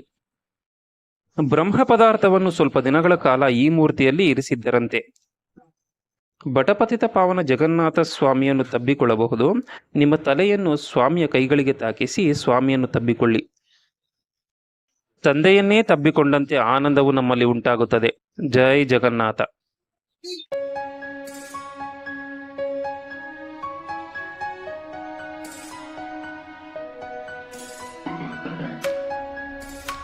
ದೇವಾಲಯದ ಒಳಗೆ ನಿಶಾ ನರಸಿಂಹ ಸ್ವಾಮಿಯನ್ನು ದರ್ಶಿಸಿಕೊಂಡು ಸ್ವಲ್ಪ ಮುಂದೆ ಬಂದರೆ ಭುವನೇಶ್ವರಿ ಅಮ್ಮನವರ ಆಲಯವಿದೆ. ಈ ಆಲಯದ ಒಳಗೆ ಹೋದ ಮೇಲೆ ಎಡಗಡೆಯಲ್ಲಿ ಶ್ವೇತಶಿಲೆಯ ಸಣ್ಣ ಸರಸ್ವತಿ ಅಮ್ಮನವರ ಮೂರ್ತಿ ಇದೆ. ಈ ಅಮ್ಮನವರನ್ನು ಶ್ಯಾಮಲಾದೇವಿ ಎಂದು ಕರೆಯುತ್ತಾರೆ. ಶ್ಯಾಮಲಾದೇವಿ ಅಮ್ಮನವರ ಮೂರ್ತಿಯ ಪಕ್ಕದಲ್ಲಿ ನರಸಿಂಹ ಸ್ವಾಮಿಯು ಯೋಗ ಮುದ್ರೆಯಲ್ಲಿ ಕುಳಿತಿರುವ ಸಣ್ಣ ಮೂರ್ತಿ ಇದೆ. ಒಡಿಯಾದವರು ಐತಿಹಾಸಿಕ ದಾಖಲೆಗಳಿಗೆ ಸಂಬಂಧಿಸಿದಂತೆ ಮಂಡಲ ಪಂಜಿ ಎಂಬ ಪುಸ್ತಕವನ್ನು ಬರೆಯುವಾಗ ಪೆನ್ನನ್ನು ಈ ನರಸಿಂಹ ಸ್ವಾಮಿಯ ಪಾದಕ್ಕೆ ತಾಕಿಸುತ್ತಾರೆ. ಇದರಿಂದ ಅವರಿಗೆ ವಿಜಯವು ಸಿಗುತ್ತದೆ ಎಂಬುದು ಅವರ ನಂಬಿಕೆ. ನಾವು ಕೂಡ ಪೆನ್ ತೆಗೆದುಕೊಂಡು ಹೋಗಿ ಕೊಟ್ಟರೆ ನರಸಿಂಹಸ್ವಾಮಿಯ ಪಾದಕ್ಕೆ ತಾಗಿಸಿ ಕೊಡುತ್ತಾರೆ. ದೇವಾಲಯದ ಒಳಗೆ ಇನ್ನೂ ಅನೇಕ ಚಿಕ್ಕ ಚಿಕ್ಕ ಉಪಾಲಯಗಳಿವೆ, ದರ್ಶಿಸಿಕೊಳ್ಳಿ.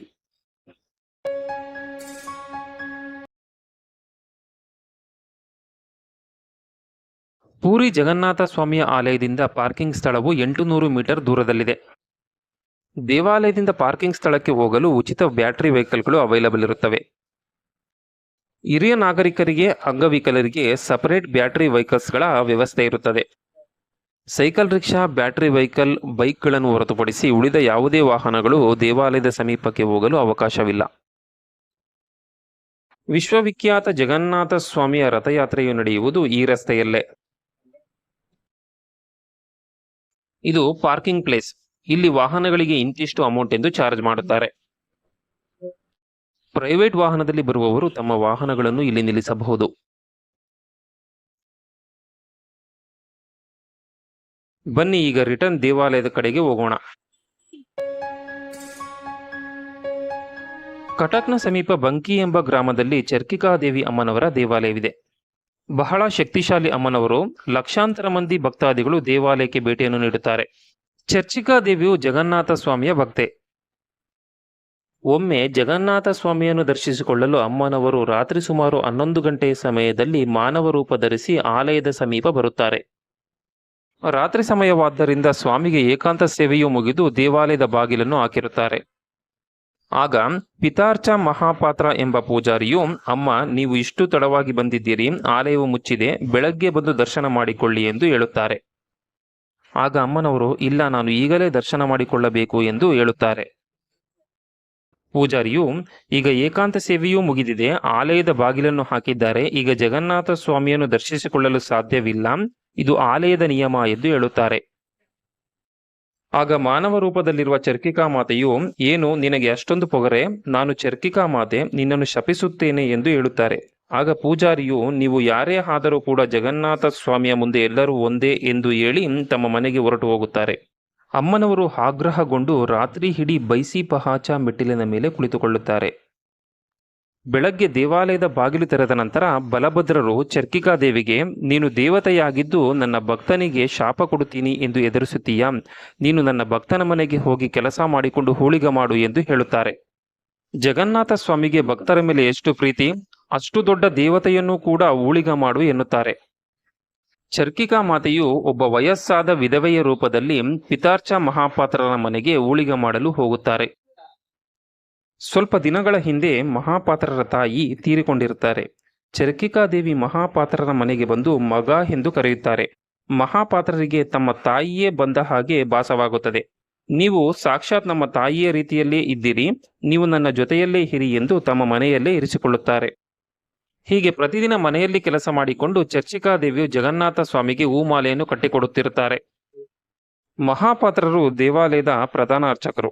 ಒಮ್ಮೆ ಅಮ್ಮನವರಿಗೆ, ಅಮ್ಮ, ನೀವು ಜಗನ್ನಾಥರ ಸನ್ನಿಧಿಗೆ ಬನ್ನಿ ಎಂದು ಕರೆಯುತ್ತಾರೆ. ಆಗ ಅಮ್ಮನು ಮಹಾಪಾತ್ರರಿಗೆ, ಇಲ್ಲಪ್ಪ, ಜಗನ್ನಾಥ ಸ್ವಾಮಿಯು ನನ್ನ ಮೇಲೆ ಮುನಿಸಿಕೊಂಡಿದ್ದಾರೆ, ನಾನು ದೇವಾಲಯಕ್ಕೆ ಬರುವುದಿಲ್ಲ ಎಂದು ಹೇಳುತ್ತಾರೆ. ಒಮ್ಮೆ ಏಕಾದಶಿ ದಿನದಂದು ಸೈಕ್ಲೋನ್ನ ಪರಿಣಾಮ ಪೂರಿಯಲ್ಲಿನ ಎಲ್ಲಾ ಮನೆಗಳಲ್ಲಿನ ದೀಪಗಳು ಗಾಳಿಗೆ ಹಾರಿ ಹೋಗಿರುತ್ತವೆ. ಏಕಾದಶಿಯ ದಿನವಾದ್ದರಿಂದ ಸಾಯಂಕಾಲ ಆಲಯದ ಗೋಪುರದ ಮೇಲೆ ಒಂದು ದೀಪ, ದೇವಾಲಯದ ನಾಟ್ಯ ಮಂಟಪದ ಬಳಿ, ಭೋಗ ಮಂಟಪದ ಬಳಿ ದೀಪಗಳನ್ನು ಇಟ್ಟಿರುತ್ತಾರೆ. ಈ ದೀಪಗಳು ಹಾರದೆ ಉರಿಯುತ್ತಿರುತ್ತವೆ. ಮಹಾಪಾತ್ರರು ಮನೆಗೆ ಬಂದು, ಅಮ್ಮ, ದೀಪ ಬೆಳಗಿಸಮ್ಮ ಎಂದು ಹೇಳುತ್ತಾರೆ. ಆಗ ಅಮ್ಮನು, ಮಳೆಯಿಂದ ಒದ್ದೆಯಾಗಿ ದೀಪವು ಬೆಳಗುತ್ತಿಲ್ಲ ಎಂದು ಹೇಳುತ್ತಾರೆ. ಆಗ ಮಹಾಪಾತ್ರರು, ಬೆಳಗಿನಿಂದ ಹೀಗೆ ಆಗುತ್ತಿದೆ, ರಸ್ತೆಯ ಮೇಲಿನ ದೀಪಗಳು ಕೂಡ ಹಾರಿ ಹೋಗಿವೆ ಎಂದು ಬೇಸರ ಮಾಡಿಕೊಳ್ಳುತ್ತಾರೆ. ಆಗ ಅಮ್ಮನು, ನೀನು ಬೇಸರ ಮಾಡಿಕೊಳ್ಳಬೇಡ, ನಾನು ಹಚ್ಚುತ್ತೇನೆ ಎಂದು ಹೇಳುತ್ತಾರೆ. ಅಮ್ಮನು ಮನೆಯಲ್ಲಿನ ಕಿಟಕಿಯಿಂದ ಜಗನ್ನಾಥ ಸ್ವಾಮಿಯ ಆಲಯದವರೆಗೆ ತಮ್ಮ ಕೈಗಳನ್ನು ಉದ್ದವಾಗಿ ಚಾಚಿ ಆಲಯದ ಮೇಲಿನ ದೀಪದಿಂದ ಅಗ್ನಿಯನ್ನು ತೆಗೆದುಕೊಂಡು ಮನೆಯಲ್ಲಿ ದೀಪವನ್ನು ಬೆಳಗಿಸುತ್ತಾರೆ. ಇದನ್ನು ಗಮನಿಸಿದ ಪಿತಾರ್ಚ ಮಹಾಪಾತ್ರರು, ಅಮ್ಮ, ಯಾರು ನೀವು, ಇಲ್ಲಿಂದ ಅಷ್ಟು ಉದ್ದ ಕೈ ಚಾಚಿದಿರಲ್ಲ, ನನ್ನ ಮೇಲೆ ಆಣೆ, ನಿಜ ಹೇಳಿ ಎಂದು ಕೇಳುತ್ತಾರೆ. ಆಗ ಅಮ್ಮನು, ನಿನ್ನ ಜೊತೆ ಜಗಳವಾಡಿದ ಚರ್ಕಿಕಾದೇವಿ ನಾನೇ ಎಂದು ಹೇಳುತ್ತಾರೆ. ನಂತರ ಮಹಾಪಾತ್ರರು ಬಹಳ ದುಃಖ ಪಡುತ್ತಾರೆ. ಅಮ್ಮ, ನಿಮ್ಮ ಕೈಯಲ್ಲಿ ನಾನು ಹೂಳಿಗ ಮಾಡಿಸಿಕೊಂಡೆನು, ನನ್ನಿಂದ ಬಹಳ ತಪ್ಪಾಗಿದೆ, ನಾನು ಪ್ರಾಯಶ್ಚಿತ್ತ ಮಾಡಿಕೊಳ್ಳಬೇಕು, ಏನು ಮಾಡಬೇಕು ಹೇಳಮ್ಮ ಎಂದು ಕೇಳುತ್ತಾರೆ. ಆಗ ಅಮ್ಮನು, ಜಗನ್ನಾಥ ಸ್ವಾಮಿಯು ನನ್ನ ಮೇಲೆ ಕೋಪಿಸಿಕೊಂಡಿದ್ದಾರೆ, ನನಗೆ ದರ್ಶನವನ್ನು ಕೊಡುತ್ತಿಲ್ಲ, ನೀನು ಹೋಗಿ ಜಗನ್ನಾಥ ಸ್ವಾಮಿಯನ್ನು ಕೇಳಿಕೋ ಎಂದು ಹೇಳುತ್ತಾರೆ. ಪಿತಾರ್ಚ ಮಹಾಪಾತ್ರರು ಜಗನ್ನಾಥ ಸ್ವಾಮಿಯ ಮಹಾಭಕ್ತ. ಸ್ವಾಮಿಯ ಬಳಿ ಹೋಗಿ ಕಾಲಿಗೆ ಬಿದ್ದು, ಸ್ವಾಮಿ, ನನ್ನ ಅಮ್ಮನಿಗೆ ದರ್ಶನವನ್ನು ಕೊಡು ಎಂದು ಮಹಾಪಾತ್ರರು ಅಳುತ್ತಾರೆ. ಆಗ ಜಗನ್ನಾಥ ಸ್ವಾಮಿಯು, ಸರಿ, ನಿನ್ನ ಅಮ್ಮನನ್ನು ಕರೆದುಕೊಂಡು ಬಾ ಎಂದು ಹೇಳಿ ಚರ್ಕಿಕಾದೇವಿಗೆ ದರ್ಶನವನ್ನು ಕೊಡುತ್ತಾರೆ. ನಂತರ ಚರ್ಚಿಕಾದೇವಿ ಅಮ್ಮನವರು ಮಹಾಪಾತ್ರರ ಮನೆಯಲ್ಲಿ ನೆಲೆಸುತ್ತಾರೆ. ಈ ಸಂಘಟನೆ ನಡೆದ ಮಹಾಪಾತ್ರರ ಮನೆಯು ದೇವಾಲಯದ ಸಮೀಪದಲ್ಲಿಯೇ ಇದೆ. ಬನ್ನಿ ತೋರಿಸುತ್ತೇನೆ. ದೇವಾಲಯದ ಸಮೀಪವಿರುವ ಈ ಬಿಲ್ಡಿಂಗ್ ಟೆಂಪಲ್ ಅಡ್ಮಿನಿಸ್ಟ್ರೇಟಿವ್ ಆಫೀಸ್. ಇಲ್ಲೇ ಪಿತಾರ್ಚ ಮಹಾಪಾತ್ರರ ಮನೆ ಇದ್ದಂತಹ ಸ್ಥಳ. ಬನ್ನಿ, ಇಲ್ಲೇ ಚರ್ಚಿಕಾದೇವಿ ಅಮ್ಮನವರು ನೆಲೆಸಿದ್ದಾರೆ, ದರ್ಶನ ಮಾಡಿಕೊಳ್ಳೋಣ. ಇಲ್ಲಿ ದೇವಾಲಯದ ಬಾಗಿಲನ್ನು ಮುಚ್ಚಿದ್ದಾರೆ. ಇಲ್ಲಿಂದ ದೇವಾಲಯದ ಒಳಗೆ ಹೋಗಲು ಅವಕಾಶವಿಲ್ಲ. ಪಕ್ಕದಲ್ಲಿ ಟೆಂಪಲ್ ಅಡ್ಮಿನಿಸ್ಟ್ರೇಟಿವ್ ಆಫೀಸ್ ಇದೆ. ಸೆಕ್ಯೂರಿಟಿ ಅವರನ್ನು ಕೇಳಿಕೊಂಡು ದೇವಾಲಯದ ಒಳಗೆ ಹೋಗಬಹುದು. ಬನ್ನಿ ಒಳಗೆ ಹೋಗೋಣ. ಈ ಸ್ಥಳದಿಂದ ನೋಡಿದರೆ ಆಲಯದ ಗೋಪುರವು ಹತ್ತಿರದಲ್ಲೇ ಕಾಣಿಸುತ್ತದೆ. ಅಲ್ಲಿಂದಲೇ ಅಮ್ಮನವರು ಅಗ್ನಿಯನ್ನು ತೆಗೆದು ಮನೆಯಲ್ಲಿ ದೀಪವನ್ನು ಬೆಳಗಿಸಿರುತ್ತಾರೆ. ಇಲ್ಲಿ ಕಬ್ಬಿಣದ ಬಾಗಿಲು ಕಾಣುತ್ತಿದೆಯಲ್ಲ, ಈ ಬಾಗಿಲ ಮುಖಾಂತರ ಒಳಗೆ ಹೋಗಬೇಕು. ಒಳಗೆ ಬಂದ ಮೇಲೆ ಇಲ್ಲಿ ಲೆಫ್ಟ್ ಸೈಡ್ನಲ್ಲಿ ಕಾಣುತ್ತಿರುವ ಈ ಬಾಗಿಲ ಮೂಲಕ ಒಳಗೆ ಹೋಗಬೇಕು.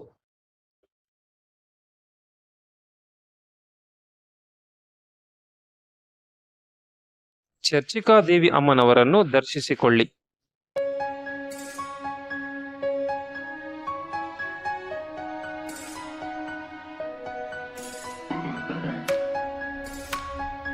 ಚರ್ಚಿಕಾದೇವಿ ಅಮ್ಮನವರನ್ನು ದರ್ಶಿಸಿಕೊಂಡು ಸ್ವಲ್ಪ ಮುಂದೆ ಬಂದರೆ ಚೈತನ್ಯ ಗೌಡಿಯ ಮಠವು ಸಿಗುತ್ತದೆ. ಹಾಗೂ ಇಲ್ಲಿ ಕಾಣುತ್ತಿದೆಯಲ್ಲ, ಇದೇ ಚೈತನ್ಯ ಗೌಡಿಯ ಮಠ.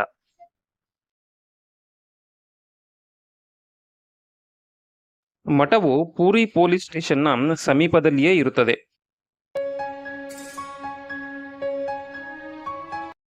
ಈ ಮಠವು ಇಸ್ಕಾನ್ ಸಂಸ್ಥೆಯ ಸ್ಥಾಪಕರಾದ ಶ್ರೀಲಾ ಪ್ರಭುಪಾದರ ಗುರುಗಳಾದ ಭಕ್ತ ಸಿದ್ಧಾಂತ ಸರಸ್ವತಿ ಠಾಕೂರ್ ಅವರು ಜನಿಸಿದ ಮನೆಯಿದ್ದಂತಹ ಸ್ಥಳ. ಭಕ್ತ ಸಿದ್ಧಾಂತ ಸರಸ್ವತಿ ಠಾಕೂರ್ ರವರು ಚೈತನ್ಯ ಮಹಾಪ್ರಭುಗಳ ಸಂಪ್ರದಾಯವನ್ನು, ಗೌಡಿಯ ವೈಷ್ಣವ ಧರ್ಮವನ್ನು ಜಾಗತಿಕ ಮಟ್ಟದಲ್ಲಿ ವಿಸ್ತರಿಸುವಲ್ಲಿ ಪ್ರಮುಖ ಪಾತ್ರ ವಹಿಸಿದ ಮಹಾನ್ ಗುರುಗಳು ಮತ್ತು ತತ್ವಜ್ಞಾನಿಗಳು. ಇಂತಹ ದೊಡ್ಡ ಮಹನೀಯರು ಜನಿಸಿದಂಥ ಪುಣ್ಯ ಸ್ಥಳವಿದು. ಈ ಮಠದಲ್ಲಿಯೂ ಕೂಡ ರೂಮ್ಗಳು ಸಿಗುತ್ತವೆ. ನಾನ್ ಎಸಿ ರೂಮ್ಗಳಿಗಾದರೆ 900ರಿಂದ 1600 ರೂಪಾಯಿಗಳವರೆಗೆ ತೆಗೆದುಕೊಳ್ಳುತ್ತಾರೆ. ಅದೇ ಎಸಿ ರೂಮಿಗಾದರೆ ಸ್ವಲ್ಪ ಬಾಡಿಗೆ ಜಾಸ್ತಿ ಇರುತ್ತದೆ. ನೀವು ಬಂದಾಗ ಅವೈಲಬಲ್ ಇದ್ದರೆ ಬುಕ್ ಮಾಡಿಕೊಳ್ಳಬಹುದು. ಭಕ್ತ ಸಿದ್ಧಾಂತ ಸರಸ್ವತಿ ಠಾಕೂರ್ ಅವರ ಜೀವನ ಚರಿತ್ರೆಯನ್ನು ಇಲ್ಲಿನ ಗೋಡೆಯ ಮೇಲೆ ಬಹಳ ಸೊಗಸಾಗಿ ನಿರ್ಮಿಸಿದ್ದಾರೆ. ಇಲ್ಲಿ ಕಾಣುತ್ತಿರುವ ಗಿಡಗಳು ತುಳಸಿ ಗಿಡಗಳು.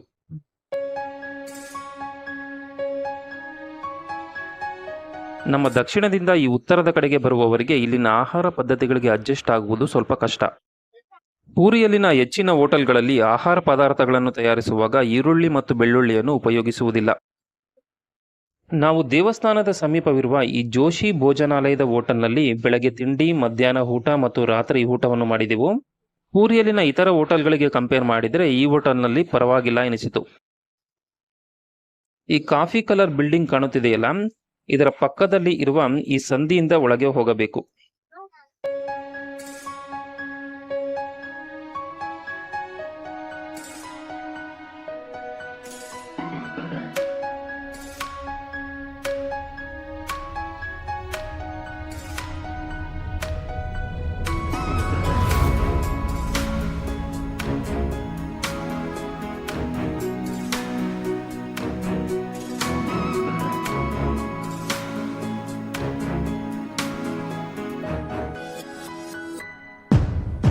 ಪ್ಲೇನ್ ದೋಸೆ 30, ಮಸಾಲೆ ದೋಸೆ ಪ್ಲೇಟ್ಗೆ 40 ರೂಪಾಯಿಗಳು.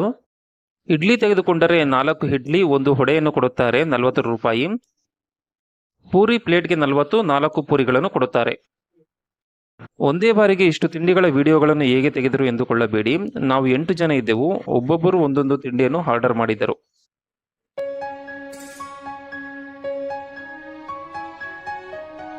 ಮಧ್ಯಾಹ್ನ ಮತ್ತು ರಾತ್ರಿಯ ಊಟದಲ್ಲಿ ಅನ್ಲಿಮಿಟೆಡ್ ಚಪಾತಿ, 2-3 ತರಹದ ಪಲ್ಯಗಳು, ಸಾಂಬಾರ್, ಅನ್ನವನ್ನು ಕೊಡುತ್ತಾರೆ. ಇದಕ್ಕೆ 70 ರೂಪಾಯಿಗಳು. ಪರವಾಗಿಲ್ಲ, ಟೇಸ್ಟ್ ಕೂಡ ಚೆನ್ನಾಗಿತ್ತು. ಸರ್ವ್ ಕೂಡ ಚೆನ್ನಾಗಿ ಮಾಡುತ್ತಾರೆ. ಇವರೇ ಈ ಹೋಟೆಲ್ನ ಓನರ್. ನೀವು ಊರಿಗೆ ರಿಟರ್ನ್ ವಾಪಸ್ ಹೋಗುವಾಗ ಇಲ್ಲಿಂದ ಚಪಾತಿ ಮತ್ತು ಪಲ್ಯವನ್ನು ಪಾರ್ಸಲ್ ತೆಗೆದುಕೊಂಡು ಹೋಗಬಹುದು. ಅದೇ ನೀವು ಟ್ರೈನ್ನಲ್ಲಿ ತೆಗೆದುಕೊಂಡರೆ ಫುಡ್ ಅಷ್ಟು ಕನ್ವೀನಿಯಂಟ್ ಆಗಿ ಇರುವುದಿಲ್ಲ, ಹಣವೂ ಕೂಡ ಜಾಸ್ತಿ ಇರುತ್ತದೆ.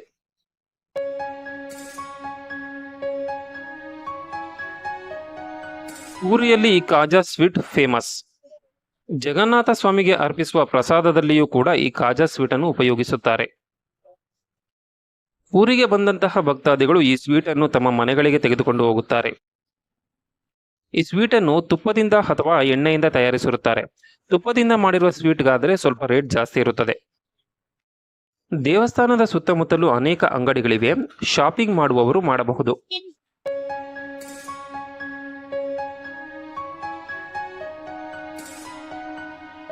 ದೇವಾಲಯದ ಒಳಗಿನ ಮೂಲ ಮೂರ್ತಿಗಳನ್ನು ಬೇವಿನ ಮರದಿಂದ ತಯಾರಿಸುತ್ತಾರೆ. ಬಲಭದ್ರ, ಸುಭದ್ರ, ಜಗನ್ನಾಥ ಸ್ವಾಮಿ, ಸುದರ್ಶನರ ಚಿಕ್ಕ ಚಿಕ್ಕ ಮೂರ್ತಿಗಳು ಇಲ್ಲಿನ ಅಂಗಡಿಗಳಲ್ಲಿ ದೊರೆಯುತ್ತವೆ. ಬೇವಿನ ಮರದಿಂದ ತಯಾರಿಸಿರುವ ಮೂರ್ತಿಗಳಿಗಾದರೆ ಸ್ವಲ್ಪ ರೇಟ್ ಜಾಸ್ತಿ ಇರುತ್ತದೆ.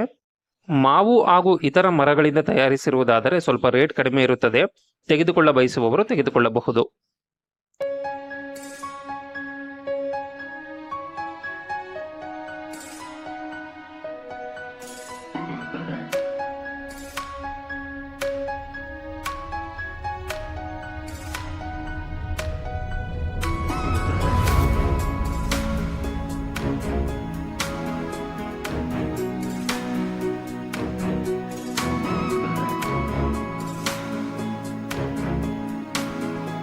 ಸಿಂಹದ್ವಾರದ ಮುಂಭಾಗದಲ್ಲಿ ಮೊಬೈಲ್ಗಳನ್ನು ಇಡಲು ಪ್ರೈವೇಟ್ ಲಾಕರ್ಗಳಿವೆ. ಇವರು ಇಂತಿಷ್ಟು ಅಮೌಂಟ್ ಎಂದು ಚಾರ್ಜ್ ಮಾಡುತ್ತಾರೆ.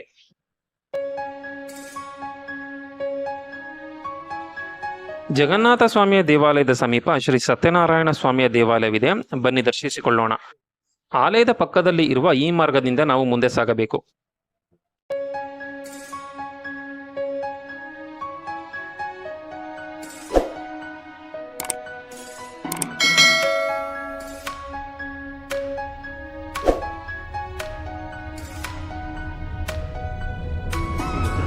ಇಲ್ಲಿಂದ ಬಲಕ್ಕೆ ತಿರುಗಬೇಕು.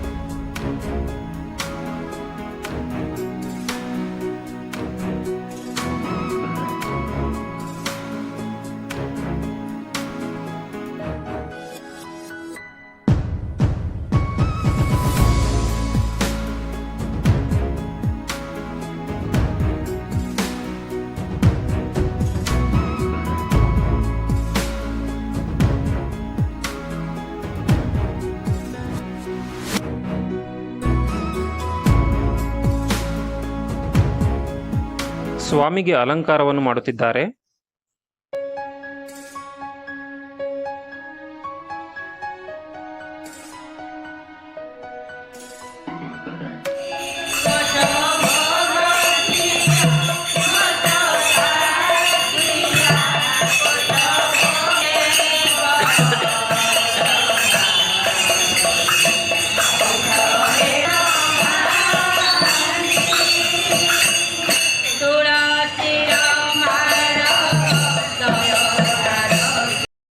ಶ್ರೀ ಸತ್ಯನಾರಾಯಣ ಸ್ವಾಮಿಯನ್ನು ದರ್ಶಿಸಿಕೊಳ್ಳಿ.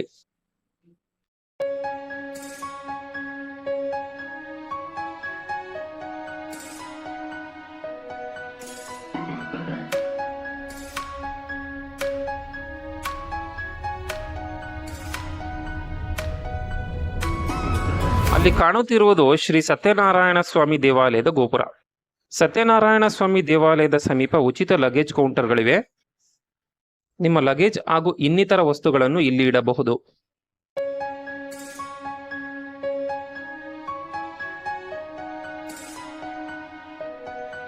ಪಿತೃ ಕಾರ್ಯಗಳನ್ನು ಮಾಡಿಸುವಂತವರು ಜಗನ್ನಾಥ ಸ್ವಾಮಿ ದೇವಾಲಯದ ಪಕ್ಕದಲ್ಲಿ ಇರುವ ಈ ಸ್ಥಳದಲ್ಲಿ ಮಾಡಿಸುತ್ತಾರೆ.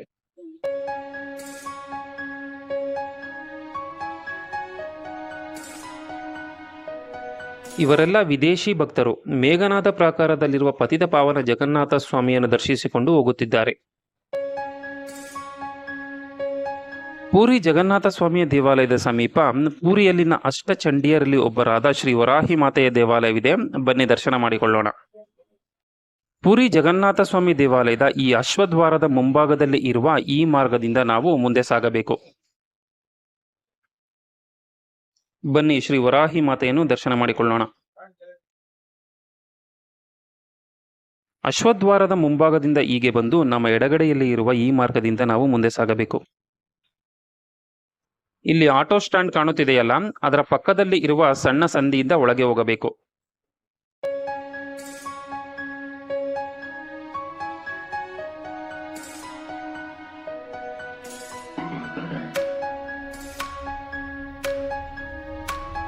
ಜಗನ್ನಾಥ ಸ್ವಾಮಿ ದೇವಾಲಯದಿಂದ ಶ್ರೀ ವರಾಹಿ ಮಾತೆಯ ದೇವಾಲಯವು ಅರ್ಧ ಕಿಲೋಮೀಟರ್ ದೂರದಲ್ಲಿದೆ. ನಿಮಗೆ ದಾರಿ ತಿಳಿಯದಿದ್ದರೆ ಇಲ್ಲಿನ ಸ್ಥಳೀಯರನ್ನು ವಿಚಾರಿಸಿ, ಅವರು ಗೈಡ್ ಮಾಡುತ್ತಾರೆ.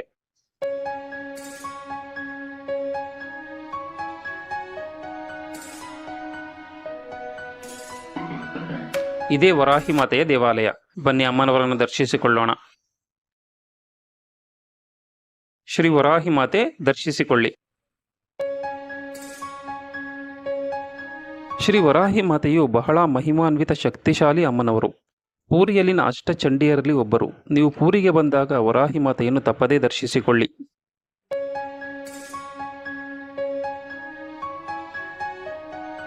ಪೂರಿ ಜಗನ್ನಾಥ ಸ್ವಾಮಿಯ ಆಲಯದಿಂದ ಸ್ವರ್ಗದ್ವಾರ ಬೀಚ್ 1.5 2 ಕಿಲೋಮೀಟರ್ ದೂರದಲ್ಲಿದೆ.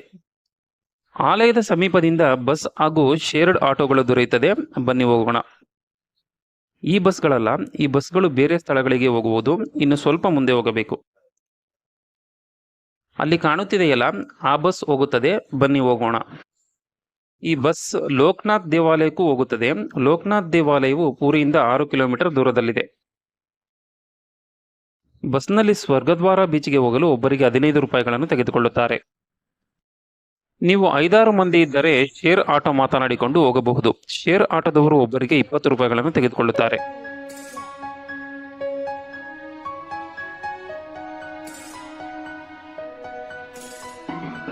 ಇದು ಪೂರಿ ಬಸ್ ಸ್ಟ್ಯಾಂಡ್.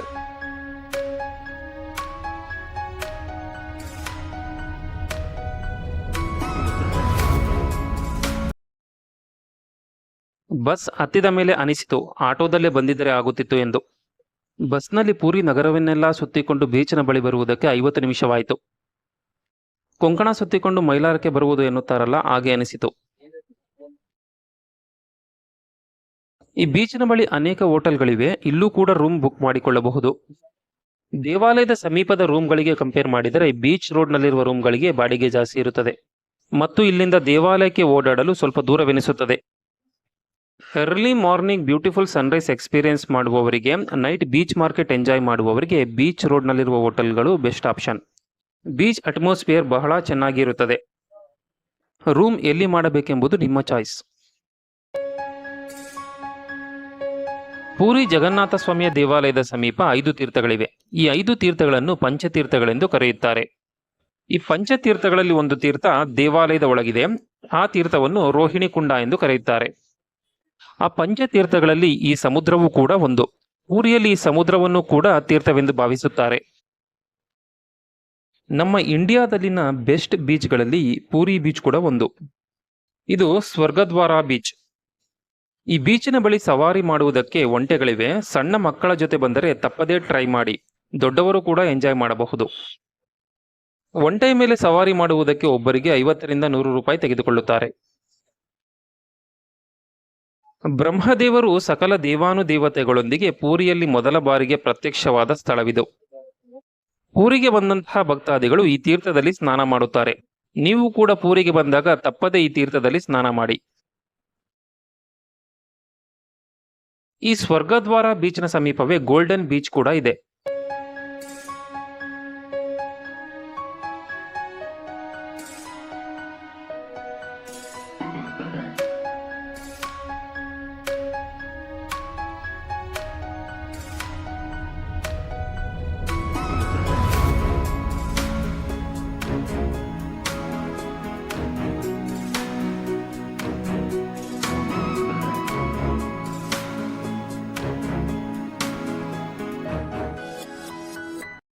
ಬೀಚಿನ ಬಳಿ ಈ ಸ್ವೀಟ್ ತೆಗೆದುಕೊಂಡೆವು.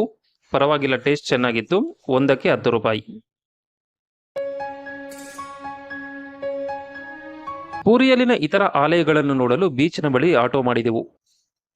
ನಾನು ಈಗ ಹೇಳುವ ಎಲ್ಲಾ ಸ್ಥಳಗಳನ್ನು ತೋರಿಸಲು ಆಟೋದವರು 1500 ರೂಪೀಸ್ ಚಾರ್ಜ್ ಮಾಡಿದರು. ಸ್ವರ್ಗದ್ವಾರ ಬೀಚ್ನಿಂದ ಬೇಡಿ ಆಂಜನೇಯ ಸ್ವಾಮಿಯ ದೇವಾಲಯವು 3.5 ಕಿಲೋಮೀಟರ್ ದೂರದಲ್ಲಿದೆ. ಬೇಡಿ ಆಂಜನೇಯ ಸ್ವಾಮಿಯ ದೇವಾಲಯದ ಸಮೀಪ ಮತ್ತೊಂದು ದೇವಾಲಯವಿದೆ. ಮೊದಲು ಆ ದೇವಾಲಯವನ್ನು ನೋಡಿ ನಂತರ ಬೇಡಿ ಆಂಜನೇಯ ಸ್ವಾಮಿಯ ದೇವಾಲಯವನ್ನು ನೋಡೋಣ.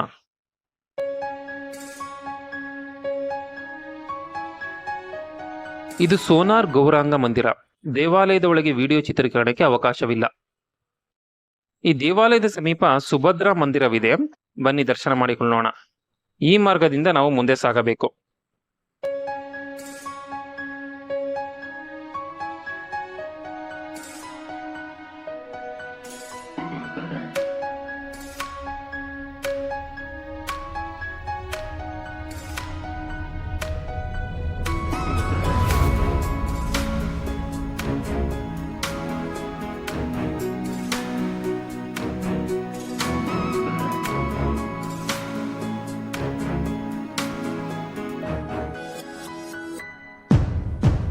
ಶ್ರೀ ಜಗನ್ನಾಥ ಸ್ವಾಮಿ, ಸುಭದ್ರ, ಬಲರಾಮರನ್ನು ದರ್ಶಿಸಿಕೊಳ್ಳಿ. ಇದು ಬೇಡಿ ಆಂಜನೇಯ ಸ್ವಾಮಿಯ ದೇವಾಲಯ. ಜಗನ್ನಾಥ ಸ್ವಾಮಿಯ ಆಲಯದಿಂದ ಈ ದೇವಾಲಯವು 3.5 ಕಿಲೋಮೀಟರ್ ದೂರದಲ್ಲಿದೆ. ಸಮುದ್ರ ದೇವನು ಜಗನ್ನಾಥ ಸ್ವಾಮಿಯ ಪಾದ ಸ್ಪರ್ಶಿಸುವುದಕ್ಕಾಗಿ ಜಗನ್ನಾಥ ಸ್ವಾಮಿಯ ಆಲಯದವರೆಗೂ ಬರುತ್ತಿದ್ದರಂತೆ. ಸಮುದ್ರದ ಅಲೆಗಳಿಂದ ಪೂರಿ ನಗರವನ್ನು ರಕ್ಷಿಸುವ ಉದ್ದೇಶದಿಂದ ಜಗನ್ನಾಥ ಸ್ವಾಮಿಯು ತಮ್ಮ ಪ್ರಿಯ ಭಕ್ತನಾದ ಆಂಜನೇಯ ಸ್ವಾಮಿಗೆ ಸಮುದ್ರದ ಅಲೆಗಳು ಪೂರಿ ನಗರವನ್ನು ಪ್ರವೇಶಿಸದಂತೆ ಸಮುದ್ರ ತೀರದಲ್ಲಿ ಕಾವಲು ಕಾಯಲು ತಿಳಿಸುತ್ತಾರೆ. ಆಂಜನೇಯ ಸ್ವಾಮಿಯು ಕಾವಲು ಕಾಯುವ ಸಂದರ್ಭದಲ್ಲಿ ಸಮುದ್ರದ ಅಲೆಗಳು ಶಾಂತವಾಗುತ್ತಿದ್ದವಂತೆ. ಪೂರಿ ನಗರದಲ್ಲಿ ಎಲ್ಲಾದರೂ ಶ್ರೀರಾಮರ ಕೀರ್ತನೆ ನಡೆದರೆ ಆಂಜನೇಯ ಸ್ವಾಮಿಯು ಅಲ್ಲಿಗೆ ಹೋಗುತ್ತಿದ್ದರಂತೆ. ಆಗ ಪುನಃ ಸಮುದ್ರದ ಅಲೆಗಳು ಜಗನ್ನಾಥ ಸ್ವಾಮಿಯ ಆಲಯದವರೆಗೂ ಬರುತ್ತಿದ್ದವಂತೆ. ಹೀಗಾಗಿ ಜಗನ್ನಾಥ ಸ್ವಾಮಿಯು ಆಂಜನೇಯ ಸ್ವಾಮಿಯನ್ನು ಎಲ್ಲೂ ಹೋಗದಂತೆ ಭಕ್ತಿಯ ಸಂಕೋಲೆಗಳೆಂಬ ಚಿನ್ನದ ಸರಪಳಿಯಿಂದ ಬಂಧಿಸುತ್ತಾರೆ. ಆದ್ದರಿಂದ ಇಲ್ಲಿನ ಆಂಜನೇಯ ಸ್ವಾಮಿಗೆ ಬೇಡಿ ಹನುಮಾನ್ ಎಂಬ ಹೆಸರು ಬಂದಿದೆ. ಇದಕ್ಕೆ ಸಾಕ್ಷಿ ಎಂಬಂತೆ 1999ರಲ್ಲಿ ಈ ಪ್ರಾಂತ್ಯದಲ್ಲಿ ಉಂಟಾದ ಸೈಕ್ಲೋನ್ನ ಪರಿಣಾಮ ಸಮುದ್ರದ ಅಲೆಗಳು ಈ ಮಂದಿರದವರೆಗೂ ಮಾತ್ರ ಬಂದಿದ್ದವಂತೆ. ಇಲ್ಲಿಂದ ಮುಂದೆ ಪ್ರವೇಶಿಸಲಿಲ್ಲ ಎಂದು ಇಲ್ಲಿನ ಸ್ಥಳೀಯರು ತಿಳಿಸುತ್ತಾರೆ. ದೇವಾಲಯದ ಒಳಗೆ ಹೋಗಲು ಎಂಟ್ರಿ ಟಿಕೆಟ್ ತೆಗೆದುಕೊಳ್ಳಬೇಕು. ಒಬ್ಬರಿಗೆ 5 ರೂಪಾಯಿ. ದೇವಾಲಯದ ಒಳಗೆ ವಿಡಿಯೋ ಚಿತ್ರೀಕರಣಕ್ಕೆ ಅವಕಾಶವಿಲ್ಲ. ಬೇಡಿ ಆಂಜನೇಯ ಸ್ವಾಮಿಯನ್ನು ದರ್ಶಿಸಿಕೊಳ್ಳಿ.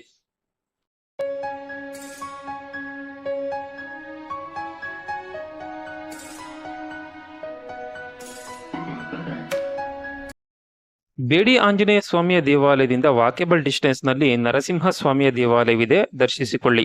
ದೇವಾಲಯದ ಒಳಗೆ ವಿಡಿಯೋ ಚಿತ್ರೀಕರಣಕ್ಕೆ ಅವಕಾಶವಿಲ್ಲ.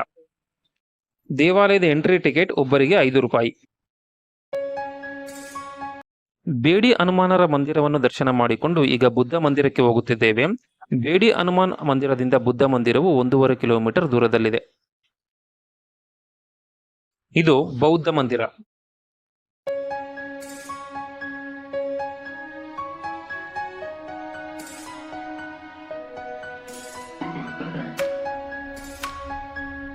ಶಿಲ್ಪಿಗಳು ಇಲ್ಲಿ ವಿವಿಧ ಬಗೆಯ ಮೂರ್ತಿಗಳನ್ನು ಕೆತ್ತನೆ ಮಾಡುತ್ತಿದ್ದಾರೆ. ಈ ಮೂರ್ತಿಗಳನ್ನು ಮಾರಾಟವೂ ಕೂಡ ಮಾಡುತ್ತಾರೆ.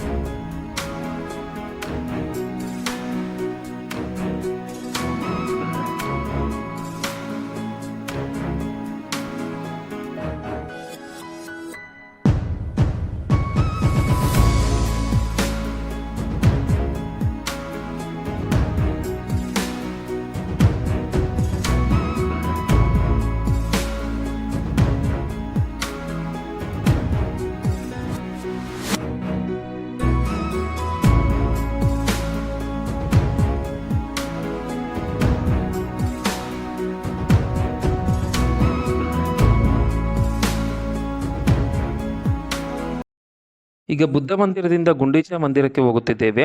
ಬುದ್ಧ ಮಂದಿರದಿಂದ ಗುಂಡೀಚಾ ದೇವಾಲಯವು 1.5 ಕಿಲೋಮೀಟರ್ ದೂರದಲ್ಲಿದೆ. ಜಗನ್ನಾಥ ಸ್ವಾಮಿ ಆಲಯದಿಂದ ಗುಂಡೀಚಾ ಮಂದಿರವು 3 ಕಿಲೋಮೀಟರ್ ದೂರದಲ್ಲಿದೆ. ಪುರಾಣಗಳ ಪ್ರಕಾರ ಇಂದ್ರದ್ಯುಮ್ನ ಮಹಾರಾಜರ ಪತ್ನಿ ಗುಂಡೀಚಾ ಮಹಾರಾಣಿಯು ಈ ಆಲಯವನ್ನು ನಿರ್ಮಿಸಿರುವುದು ಎಂದು ಹೇಳಲಾಗುತ್ತದೆ. ಮೊಟ್ಟಮೊದಲು ಪೂರಿ ಜಗನ್ನಾಥ ಸ್ವಾಮಿಯ ಆಲಯವನ್ನು ನಿರ್ಮಿಸಿದವರು ಇಂದ್ರದ್ಯುಮ್ನ ಮಹಾರಾಜರು. ಗುಂಡೀಚಾ ಮಹಾರಾಣಿಯು ಶ್ರೀಕೃಷ್ಣರ ಮಹಾಭಕ್ತೆ. ಇವರ ಭಕ್ತಿಗೆ ಮೆಚ್ಚಿ ಶ್ರೀಕೃಷ್ಣ ಪರಮಾತ್ಮರು ರಥಯಾತ್ರೆಯ ಸಂದರ್ಭದಲ್ಲಿ ಇಲ್ಲಿಗೆ ಬರುತ್ತೀನಿ ಎಂಬ ವರವನ್ನು ಕೊಟ್ಟಿದ್ದರಂತೆ. ಪೂರಿ ಜಗನ್ನಾಥ ಸ್ವಾಮಿಯ ಆಲಯದ ರಥಯಾತ್ರೆಯು 9 ದಿನಗಳ ಕಾಲ ನಡೆಯುತ್ತದೆ. ಮೊದಲನೇ ದಿನ ಪೂರಿ ಜಗನ್ನಾಥ ಸ್ವಾಮಿಯ ಆಲಯದಿಂದ ರಥವು ಹೊರಟು ಗುಂಡೀಚಾ ಆಲಯಕ್ಕೆ ಬರುತ್ತದೆ.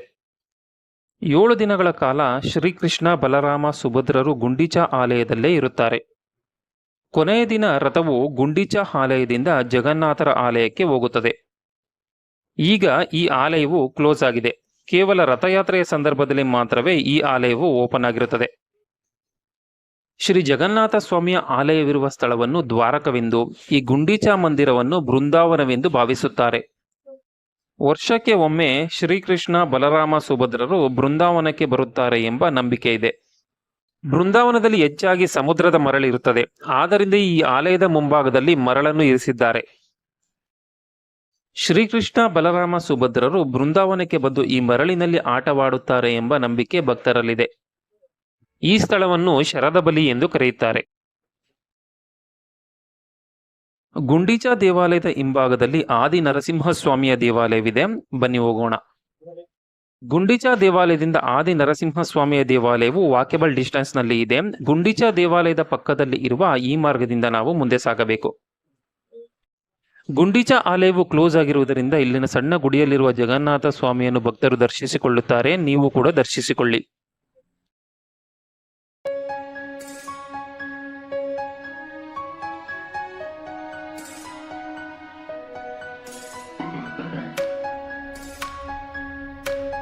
ಈ ಮಾರ್ಗ ಮಧ್ಯೆ ಈಶ್ವರ ಪಾರ್ವತಿಯರ ದೇವಾಲಯವಿದೆ, ದರ್ಶಿಸಿಕೊಳ್ಳಿ. ಈಶ್ವರರ ಇತರ ಆಲಯಗಳಲ್ಲಿ ಶಿವಲಿಂಗವಿರುತ್ತದೆ. ಇಲ್ಲಿ ಶಿವಲಿಂಗದ ಜೊತೆಗೆ ಶಿವಲಿಂಗದ ಹಿಂಭಾಗದಲ್ಲಿ ಶಿವ ಪಾರ್ವತಿಯರ ಮೂರ್ತಿಯನ್ನು ಕೂಡ ಕಾಣಬಹುದು.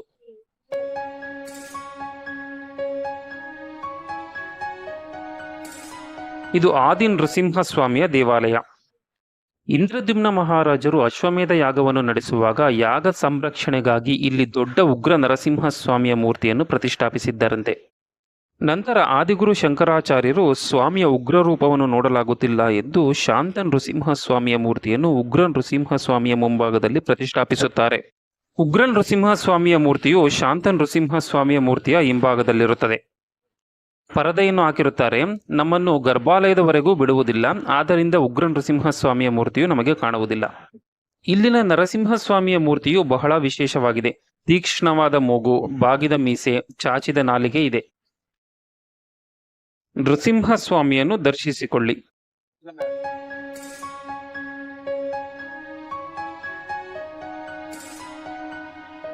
ಕಾಲಾಪಹಡ್ ಪೂರಿಯ ಮೇಲೆ ದಾಳಿಯನ್ನು ಮಾಡಿದಾಗ ಈ ದೇವಾಲಯವನ್ನು ಕೂಡ ನಾಶ ಮಾಡಲು ಬಂದನಂತೆ. ನೃಸಿಂಹಸ್ವಾಮಿಯ ಶಾಂತಮೂರ್ತಿಯನ್ನು ನೋಡಿ ಕಾಲಾಪಹಡ್ ತನ್ನ ಕ್ರೌರ್ಯವನ್ನು ದೂರ ಮಾಡಿಕೊಂಡು ಶಾಂತನಾದನಂತೆ. ಕಾಲಾಪಹಡ್ ಈ ದೇವಾಲಯಕ್ಕೆ ಯಾವುದೇ ರೀತಿಯ ಹಾನಿ ಮಾಡುವುದಿಲ್ಲ. ಆದಿ ನರಸಿಂಹಸ್ವಾಮಿಯ ದೇವಾಲಯದಿಂದ ಈಗ ಇಂದ್ರದ್ಯುಮ್ನ ಪುಷ್ಕರಣಿಗೆ ಹೋಗುತ್ತಿದ್ದೇವೆ. ಆದಿ ನರಸಿಂಹಸ್ವಾಮಿಯ ದೇವಾಲಯದಿಂದ ಇಂದ್ರದ್ಯುಮ್ನ ಪುಷ್ಕರಣಿಯು ಸಮೀಪದಲ್ಲಿಯೇ ಇದೆ. ಪೂರಿಯಲ್ಲಿನ ಪಂಚತೀರ್ಥಗಳಲ್ಲಿ ಈ ಇಂದ್ರದ್ಯುಮ್ನ ಪುಷ್ಕರಣಿಯು ಕೂಡ ಒಂದು. ಇಲ್ಲಿನ ಪುಷ್ಕರಣಿ ಇರುವ ಸ್ಥಳದಲ್ಲಿ ಇಂದ್ರದ್ಯುಮ್ನ ಮಹಾರಾಜರು ಸಹಸ್ರ ಅಶ್ವಮೇಧ ಯಾಗವನ್ನು ಮಾಡಿದ್ದರಂತೆ. ಯಾಗ ಮುಗಿದ ನಂತರ ಇಂದ್ರದ್ಯುಮ್ನ ಮಹಾರಾಜರು ಲಕ್ಷಾಂತರ ಗೋವುಗಳನ್ನು ದಾನ ಮಾಡಿದ್ದರಂತೆ. ಲಕ್ಷಾಂತರ ಗೋವುಗಳನ್ನು ದಾನ ಮಾಡುವಾಗ ಉಪಯೋಗಿಸಿದ ನೀರಿನಿಂದ ಮತ್ತು ಲಕ್ಷಾಂತರ ಗೋವುಗಳ ಗೋಮೂತ್ರದಿಂದ ಇಲ್ಲಿನ ತೀರ್ಥವು ಏರ್ಪಟ್ಟಿದೆ ಎಂದು ಹೇಳಲಾಗುತ್ತದೆ. ಬಹಳ ಪವಿತ್ರವಾದ ತೀರ್ಥವಿದು. ಸಾಧ್ಯವಾದರೆ ಇಲ್ಲಿನ ತೀರ್ಥದಲ್ಲಿ ಸ್ನಾನ ಮಾಡಿ, ಇಲ್ಲದಿದ್ದರೆ ತಲೆಯ ಮೇಲೆ ಸ್ವಲ್ಪ ನೀರನ್ನು ಹಾಕಿಕೊಳ್ಳಿ.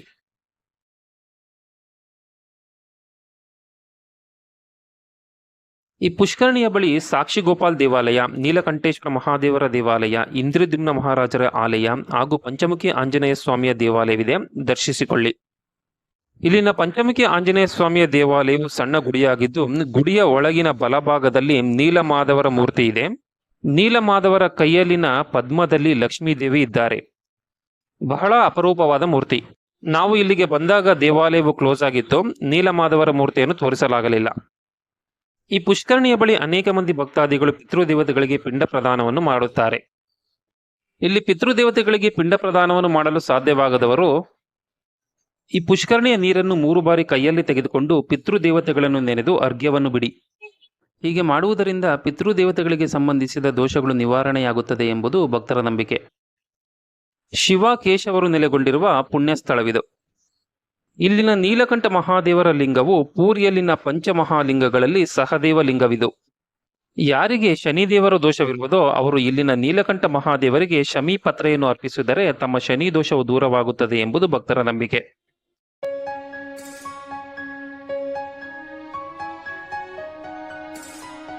ಇದು ಮೌಸಿಮಾ ಆಲಯ. ಇಂದ್ರದ್ಯುಮ್ನ ಪುಷ್ಕರಣಿಯಿಂದ ರಿಟರ್ನ್ ಹಿಂದೆ ಬಂದು ಗುಂಡೀಚಾ ಮಂದಿರದಿಂದ ಜಗನ್ನಾಥ ಸ್ವಾಮಿಯ ಆಲಯಕ್ಕೆ ಹೋಗುವ ದಾರಿಯಲ್ಲಿ ಮುಂದೆ ಬಂದರೆ ಮೌಸಿಮಾ ಆಲಯವು ಸಿಗುತ್ತದೆ. ಮೌಸಿಮಾ ಆಲಯವು ಜಗನ್ನಾಥ ಸ್ವಾಮಿಯ ಆಲಯದಿಂದ ಸುಮಾರು 1.5 ಕಿಲೋಮೀಟರ್ ದೂರದಲ್ಲಿದೆ. ಹಾಗೂ ಅಲ್ಲಿ ಕಾಣುತ್ತಿದೆಯಲ್ಲ, ಅದು ಜಗನ್ನಾಥ ಸ್ವಾಮಿಯ ಆಲಯ. ಮೌಸಿಮಾ ಆಲಯವು ಸಣ್ಣ ಗುಡಿಯಾಗಿದ್ದು ಇಲ್ಲಿನ ದೇವರನ್ನು ಅರ್ಧಾಶಿನಿ ಎಂದು ಕರೆಯುತ್ತಾರೆ. ರಥಯಾತ್ರೆಯ ಕೊನೆಯ ದಿನ ಗುಂಡೀಚಾ ಆಲಯದಿಂದ ಜಗನ್ನಾಥ ಸ್ವಾಮಿಯ ಆಲಯಕ್ಕೆ ರಥವು ಹೋಗುವಾಗ ರಥವನ್ನು ಈ ಆಲಯದ ಬಳಿ ನಿಲ್ಲಿಸಿ ಅಕ್ಕಿ ಹಿಟ್ಟಿನಿಂದ ತಯಾರಿಸಿದ ಪೋಡಾ ಪೀತ ಎನ್ನುವ ಸ್ವೀಟ್ ಅನ್ನು ಶ್ರೀಕೃಷ್ಣ, ಬಲರಾಮ, ಸುಭದ್ರರಿಗೆ ಅರ್ಪಿಸುತ್ತಾರೆ. ದೇವಾಲಯದ ಒಳಗೆ ವಿಡಿಯೋ ಚಿತ್ರೀಕರಣಕ್ಕೆ ಅವಕಾಶವಿಲ್ಲ. ಮೌಸಿಮಾ ಆಲಯದಿಂದ ಸ್ವಲ್ಪ ಮುಂದೆ ಬಂದರೆ ನರೇಂದ್ರ ಪುಷ್ಕರಣಿಯು ಸಿಗುತ್ತದೆ. ಬಂಗಾಳ ಕೊಲ್ಲಿಯಲ್ಲಿ ಉಂಟಾಗಿರುವ ಸೈಕ್ಲೋನ್ನ ಪರಿಣಾಮ ಪದೇ ಪದೇ ವಾತಾವರಣವು ಚೇಂಜ್ ಆಗಿ ಮಳೆ ಬರುತ್ತಿದೆ.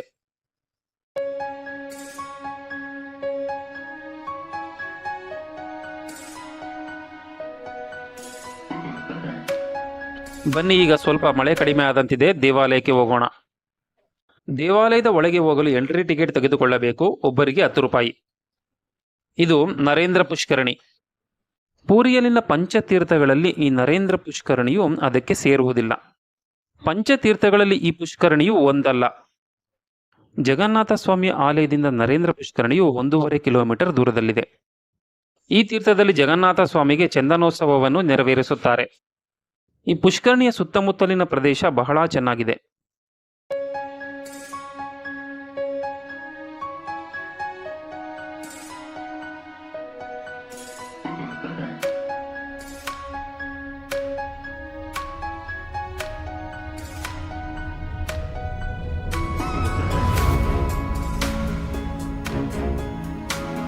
ಈ ಮಕ್ಕಳು ಆಂಧ್ರಪ್ರದೇಶ ರಾಜ್ಯಕ್ಕೆ ಸೇರಿದವರಂತೆ. ಇವರ ಕುಟುಂಬದವರು ಕೆಲಸಕ್ಕೆಂದು ಬಂದು ಇಲ್ಲಿ ನೆಲೆಸಿದ್ದಾರೆ.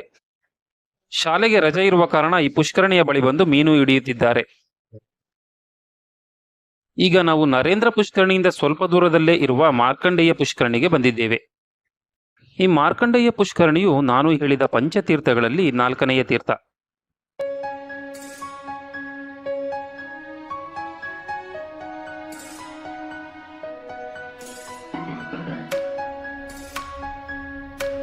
ಮಾರ್ಕಂಡೇಯ ಮಹರ್ಷಿಗಳು ಮಹಾಪ್ರಳಯದ ಸಂದರ್ಭದಲ್ಲಿ ನೀರಿನಲ್ಲಿ ತೇಲಿಕೊಂಡು ಈ ಪ್ರದೇಶಕ್ಕೆ ಬರುತ್ತಾರೆ.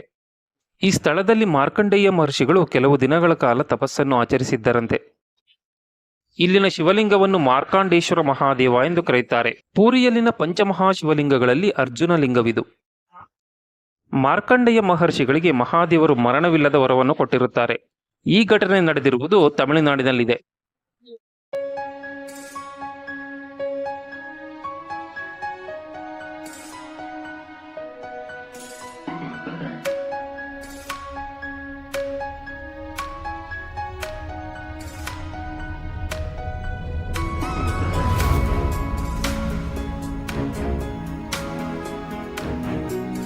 ಬಹಳ ಪವಿತ್ರವಾದ ತೀರ್ಥವಿದು.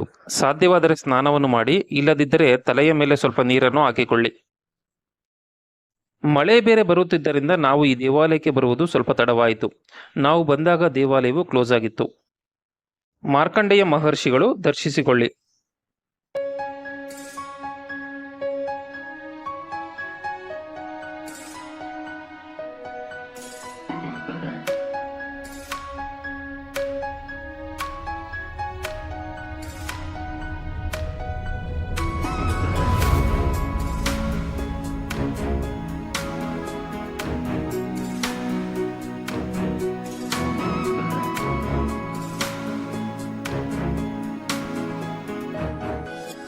ಇಲ್ಲಿ ಮಾರ್ಕಂಡೇಯ ಮಹರ್ಷಿಗಳು ಮಹಾದೇವರನ್ನು ಪೂಜಿಸುತ್ತಿರುವ ಮೂರ್ತಿಗಳನ್ನು ಬಹಳ ಸೊಗಸಾಗಿ ನಿರ್ಮಿಸಿದ್ದಾರೆ.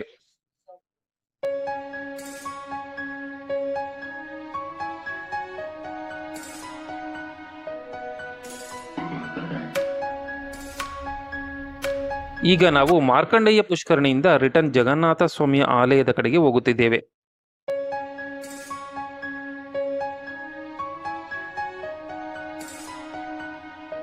ಇದು ಶ್ವೇತಗಂಗಾ ತೀರ್ಥ. ಪೂರಿಯಲ್ಲಿನ ಪಂಚತೀರ್ಥಗಳಲ್ಲಿ ಇದು 5ನೇ ತೀರ್ಥ.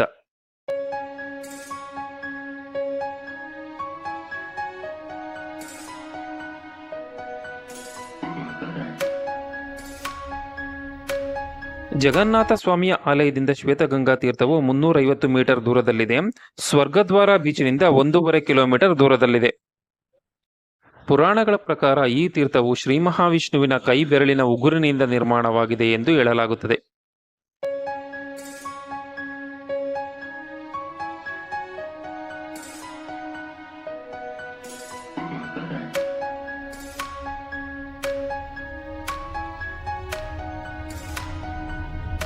ಈ ತೀರ್ಥದ ಬಳಿ ಶ್ವೇತಮಾಧವ, ಮತ್ಸ್ಯಮಾಧವರ ಆಲಯಗಳಿವೆ, ದರ್ಶಿಸಿಕೊಳ್ಳಿ.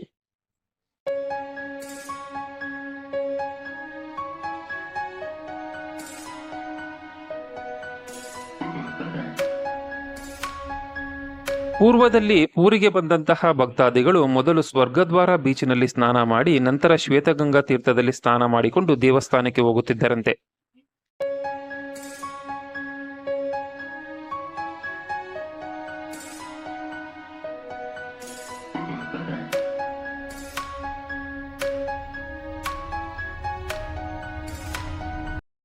ಇದು ಜಂಬೇಶ್ವರ್ ಮಹಾದೇವರ ದೇವಾಲಯ. ಶ್ವೇತಗಂಗಾ ತೀರ್ಥದಿಂದ ಜಂಬೇಶ್ವರ ದೇವಾಲಯವು 1.5 ಕಿಲೋಮೀಟರ್ ದೂರದಲ್ಲಿದೆ. ಜಗನ್ನಾಥ ಸ್ವಾಮಿಯ ಆಲಯದಿಂದ 800 ಮೀಟರ್ ಹಾಗೂ ವರಾಹಿ ಮಾತೆಯ ದೇವಾಲಯದಿಂದ 600 ಮೀಟರ್ ದೂರದಲ್ಲಿದೆ. ಈ ದೇವಾಲಯದಲ್ಲಿನ ಬಾವಿಯ ನೀರನ್ನು ಯವನಿಕ ತೀರ್ಥವೆಂದು ಕರೆಯುತ್ತಾರೆ. ಬಹಳ ಪವಿತ್ರವಾದ ತೀರ್ಥ. ಸಾಧ್ಯವಾದರೆ ಈ ಬಾವಿಯ ನೀರನ್ನು ಸ್ವಲ್ಪ ತಲೆ ಮೇಲೆ ಹಾಕಿಕೊಳ್ಳಿ. ಪೂರಿಯಲ್ಲಿನ ಪಂಚಮಹಾಲಿಂಗಗಳಲ್ಲಿ ಯಮಲಿಂಗವಿದು. ಇಲ್ಲಿನ ಶಿವಲಿಂಗವನ್ನು ಧರ್ಮರಾಜ ಲಿಂಗವೆಂದು ಕರೆಯುತ್ತಾರೆ. ಯಮಧರ್ಮರಾಜರ ಮಗ ಧರ್ಮರಾಜರು ತಪಸ್ಸನ್ನು ಮಾಡಿದ ಪುಣ್ಯಸ್ಥಳವಿದು. ಜಂಬೇಶ್ವರ್ ಎಂದರೆ ಯಮೇಶ್ವರ್ ಎಂದು, ನಂತರ ಇದು ಜಂಬೇಶ್ವರ್ ಆಗಿದೆ. ಇದು ಆದಿಗುರು ಶಂಕರಾಚಾರ್ಯರಿಂದ ಸ್ಥಾಪನೆಗೊಂಡಿರುವ ಪೂರಿಯಲ್ಲಿನ ಗೋವರ್ಧನ ಪೀಠ. ಆದಿಗುರು ಶಂಕರಾಚಾರ್ಯರಿಂದ ಸ್ಥಾಪಿಸಲ್ಪಟ್ಟಿರುವ 4 ಆಮ್ನಾಯ ಪೀಠಗಳ ಹೆಸರುಗಳನ್ನು ನೋಡುವುದಾದರೆ, ದಕ್ಷಿಣಾಮ್ನಾಯ ಶೃಂಗೇರಿ ಶಾರದಾ ಪೀಠ, ಶೃಂಗೇರಿ, ಕರ್ನಾಟಕ. ಪಶ್ಚಿಮಾಮ್ನಾಯ ದ್ವಾರಕಾ ಪೀಠ, ದ್ವಾರಕಾ, ಗುಜರಾತ್. ಪೂರ್ವಾಮ್ನಾಯ ಗೋವರ್ಧನ ಪೀಠ, ಪೂರಿ, ಒಡಿಶಾ. ಉತ್ತರಾಮ್ನಾಯ ಜ್ಯೋತಿರ್ಮಠ, ಬದ್ರಿನಾಥ್, ಉತ್ತರಾಖಂಡ್.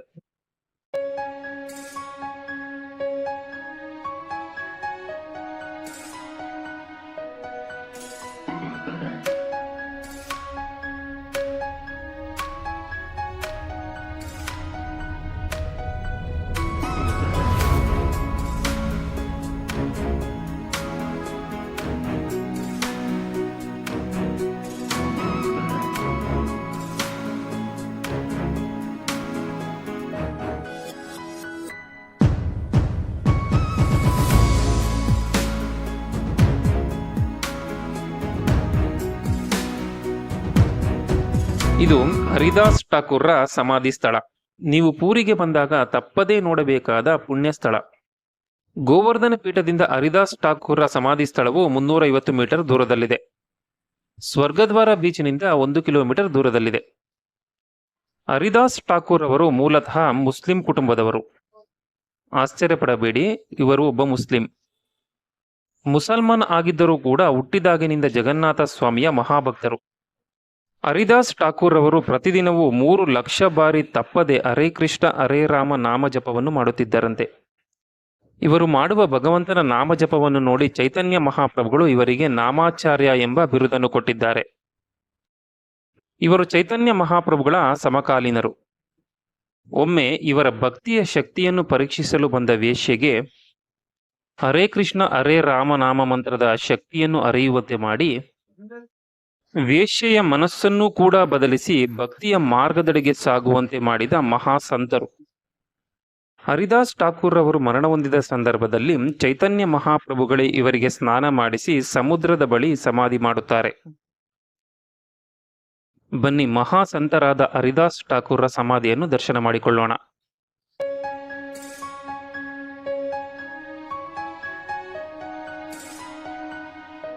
ಹರಿದಾಸ್ ಠಾಕೂರ್ ಅವರ ಸಮಾಧಿ ದರ್ಶಿಸಿಕೊಳ್ಳಿ.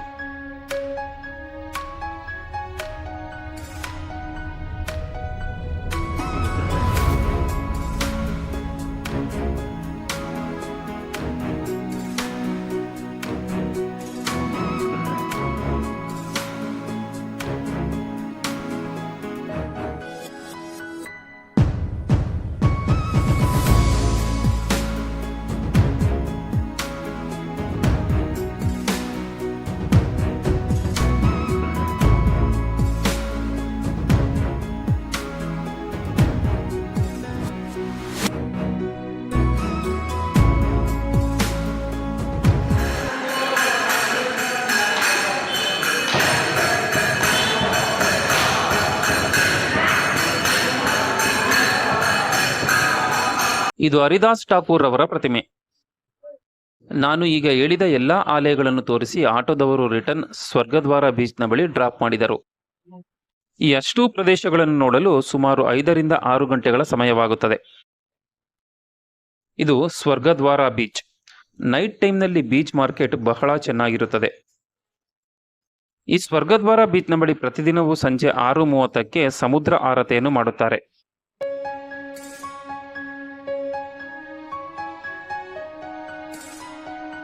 ಇದು ಚೈತನ್ಯ ಮಹಾಪ್ರಭುಗಳ ಪ್ರತಿಮೆ.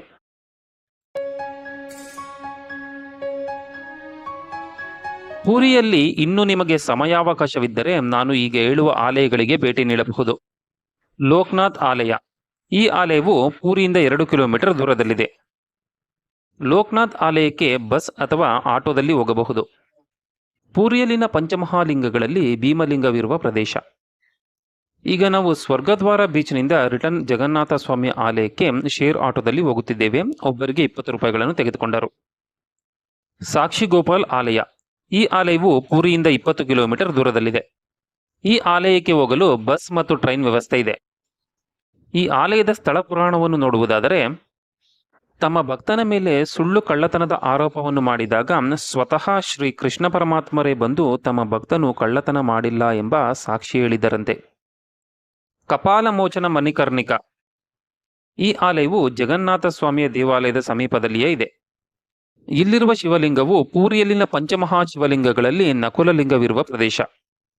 ಕಪಾಲಮೋಚನ ಮಣಿಕರ್ಣಿಕವು ಜಗನ್ನಾಥ ಸ್ವಾಮಿಯ ಆಲಯದ ಸಮೀಪದಲ್ಲಿಯೇ ಇದೆ, ನಡೆದುಕೊಂಡು ಹೋಗಬಹುದು. ಅಥರ್ನಲಾ ಬ್ರಿಡ್ಜ್. ಈ ಬ್ರಿಡ್ಜ್ ಪೂರಿಯಿಂದ 3 ಕಿಲೋಮೀಟರ್ ದೂರದಲ್ಲಿದೆ. ಅಥರ್ ಎಂದರೆ 18, ನಳ ಎಂದರೆ ಆದಿ. ಮೂಸಾ ನದಿಯ ಮೇಲೆ ನಿರ್ಮಾಣ ಮಾಡಿರುವ ಬ್ರಿಡ್ಜ್. ಈ ಬ್ರಿಡ್ಜ್ನ ಬಳಿ ಗರುಡದೇವರ ಸ್ಟ್ಯಾಚ್ಯೂ ಇದೆ. ಭಾನುದೇವ ಎಂಬ ಮಹಾರಾಜರು 1264ರಲ್ಲಿ ಪೂರಿಯನ್ನು ಪರಿಪಾಲಿಸುತ್ತಿದ್ದರಂತೆ. ತನ್ನ ಪ್ರಜೆಗಳನ್ನು ಸ್ವಂತ ಮಕ್ಕಳ ಹಾಗೆ ನೋಡಿಕೊಳ್ಳುತ್ತಿದ್ದರಂತೆ. ಒಂದು ಸಲ ಪೂರಿ ಪ್ರಾಂತ್ಯದಲ್ಲಿ ಬರಗಾಲವು ಸಂಭವಿಸುತ್ತದೆ. ತನ್ನ ಪ್ರಜೆಗಳು ಆಹಾರವಿಲ್ಲದೆ ಹೊಟ್ಟೆ ಹಸುವಿನಿಂದ ಬಳಲುತ್ತಿದ್ದಾರೆ ಎಂದು ಮಹಾರಾಜರು ಬಹಳ ನೊಂದಿಕೊಳ್ಳುತ್ತಾರೆ. ತಾವೂ ಕೂಡ ಆಹಾರ ಸೇವಿಸದೆ ಉಪವಾಸವಿರುತ್ತಾರೆ. ನಂತರ ಒಬ್ಬ ಮಹನೀಯರು ಪೂರಿಯಲ್ಲಿ ಒಂದು ಪ್ರಾಚೀನ ನದಿ ಇದೆ, ಅದರ ಬಳಿ ಯಜ್ಞವನ್ನು ಮಾಡಿಸು, ಮಳೆ ಬರುತ್ತದೆ ಎಂದು ಮಹಾರಾಜರಿಗೆ ತಿಳಿಸುತ್ತಾರೆ. ನಂತರ ಮಹಾರಾಜರು ತನ್ನ ಕುಟುಂಬದ ಸಮೇತ ತನ್ನ 18 ಜನ ಮಕ್ಕಳನ್ನು ನದಿ ಸಮೀಪ ಕರೆದುಕೊಂಡು ಹೋಗಿ ಯಜ್ಞವನ್ನು ಮಾಡಿಸುತ್ತಾರೆ. ಯಜ್ಞ ಮುಗಿದ ನಂತರ ಮಹಾರಾಜನು ಮಳೆಯಿಲ್ಲದೆ ಬರಗಾಲದಿಂದ ತನ್ನ ಪ್ರಜೆಗಳೆಲ್ಲ ಹಸಿವಿನಿಂದ ಬಳಲುತ್ತಿದ್ದಾರೆ, ಮಳೆ ಬರುವಂತೆ ಮಾಡಿ ಎಂದು ದೇವರಲ್ಲಿ ಪ್ರಾರ್ಥಿಸುತ್ತಾರೆ. ಮಹಾರಾಜರು ತಮ್ಮ ಪ್ರಜೆಗಳನ್ನು ಸ್ವಂತ ತಮ್ಮ ಮಕ್ಕಳ ರೀತಿಯಲ್ಲೇ ಪ್ರೀತಿಯಿಂದ ನೋಡಿಕೊಳ್ಳುತ್ತಿರುತ್ತಾರೆ. ಮಹಾರಾಜನು ದೇವರಲ್ಲಿ ಪ್ರಾರ್ಥಿಸಿದ ನಂತರ ಈ ಪ್ರಜೆಗಳೆಲ್ಲರೂ ನಿನ್ನ ಮಕ್ಕಳೇನ ಎಂದು ಒಂದು ಅಶರೀರವಾಣಿಯು ಕೇಳಿಸುತ್ತದೆ. ಆಗ ಮಹಾರಾಜರು ಹೌದು, ಇವರೆಲ್ಲ ನನ್ನ ಮಕ್ಕಳೇ ಎಂದು ರಾಜನು ಅಶರೀರವಾಣಿಗೆ ಉತ್ತರಿಸುತ್ತಾನೆ. ಆಗ ಅಶರೀರವಾಣಿಯು ಹಾಗಾದರೆ ನಿನ್ನ 18 ಜನ ಮಕ್ಕಳನ್ನು ಇಲ್ಲಿ ಬಲಿದಾನ ಮಾಡು, ನಿನ್ನ ರಾಜ್ಯವನ್ನು ಸುಭಿಕ್ಷೆಯಿಂದ ಇರುವಂತೆ ಮಾಡುತ್ತೇನೆ ಎಂದು ಅಶರೀರವಾಣಿಯು ಹೇಳುತ್ತದೆ. ರಾಜನು ತಕ್ಷಣ ತನ್ನ ಖಡ್ಗದಿಂದ ತನ್ನ 18 ಜನ ಮಕ್ಕಳ ತಲೆಯನ್ನು ಕತ್ತರಿಸುತ್ತಾನೆ. ರಾಜನ ತನ್ನ ಪ್ರಜೆಗಳ ಮೇಲಿನ ಪ್ರೀತಿಯನ್ನು ನೋಡಿದ ದೇವತೆಗಳ ಅನುಗ್ರಹದಿಂದ ರಾಜನ 18 ಜನ ಮಕ್ಕಳು ಪುನಃ ಜೀವಂತರಾಗುತ್ತಾರೆ. ಜೋರಾಗಿ ಮಳೆ ಬರುತ್ತದೆ. ರಾಜ್ಯವು ಸುಭಿಕ್ಷೆಯನ್ನು ಹೊಂದುತ್ತದೆ. ಈ ಸಂಘಟನೆ ನಡೆದಿರುವುದು ನಾನು ಹೀಗೆ ಹೇಳಿದ ಅಥರ್ನಲಾ ಬ್ರಿಡ್ಜ್ನ ಬಳಿ. ರಾಜನ 18 ಜನ ಮಕ್ಕಳ ಪ್ರತೀಕವಾಗಿ ಈ ಬ್ರಿಡ್ಜ್ನ ಬಳಿ ಈ ರೀತಿಯಾದ ಸಣ್ಣ ಸಣ್ಣ 18 ಕಂಬಗಳನ್ನು ಇರಿಸಿದ್ದಾರೆ. ಇದು ಕೋನಾರ್ಕ್ನಿಂದ ರಿಟರ್ನ್ ಪೂರಿಗೆ ಬರುವಾಗ ತೆಗೆದಿರುವ ವಿಡಿಯೋ. ಇಲ್ಲಿ ಕಾಣುತ್ತಿರುವ ದೇವಾಲಯವು ಬಟಮಂಗಲಾದೇವಿ ಅಮ್ಮನವರ ದೇವಾಲಯ. ಈ ಅಮ್ಮನವರನ್ನು ಮಾರ್ಗಾದೇವಿ ಎಂದು ಕರೆಯುತ್ತಾರೆ. ಅಥರ್ನಲಾ ಬ್ರಿಡ್ಜ್ನಿಂದ ಈ ದೇವಾಲಯವು 2.5 ಕಿಲೋಮೀಟರ್ ದೂರದಲ್ಲಿದೆ. ಅಥರ್ನಲಾ ಬ್ರಿಡ್ಜ್ ಪೂರಿಯಿಂದ 3 ಕಿಲೋಮೀಟರ್ ದೂರದಲ್ಲಿದೆ. ಬಟಮಂಗಲಾದೇವಿ ಅಮ್ಮನವರ ದೇವಾಲಯದಿಂದ 2.5 ಕಿಲೋಮೀಟರ್ ದೂರದಲ್ಲಿದೆ. ಇದು ಅಥರ್ನಲಾ ಬ್ರಿಡ್ಜ್. ಅಲ್ಲಿ ಕಾಣುತ್ತಿರುವುದು ಗರುಡದೇವರ ಸ್ಟ್ಯಾಚ್ಯೂ.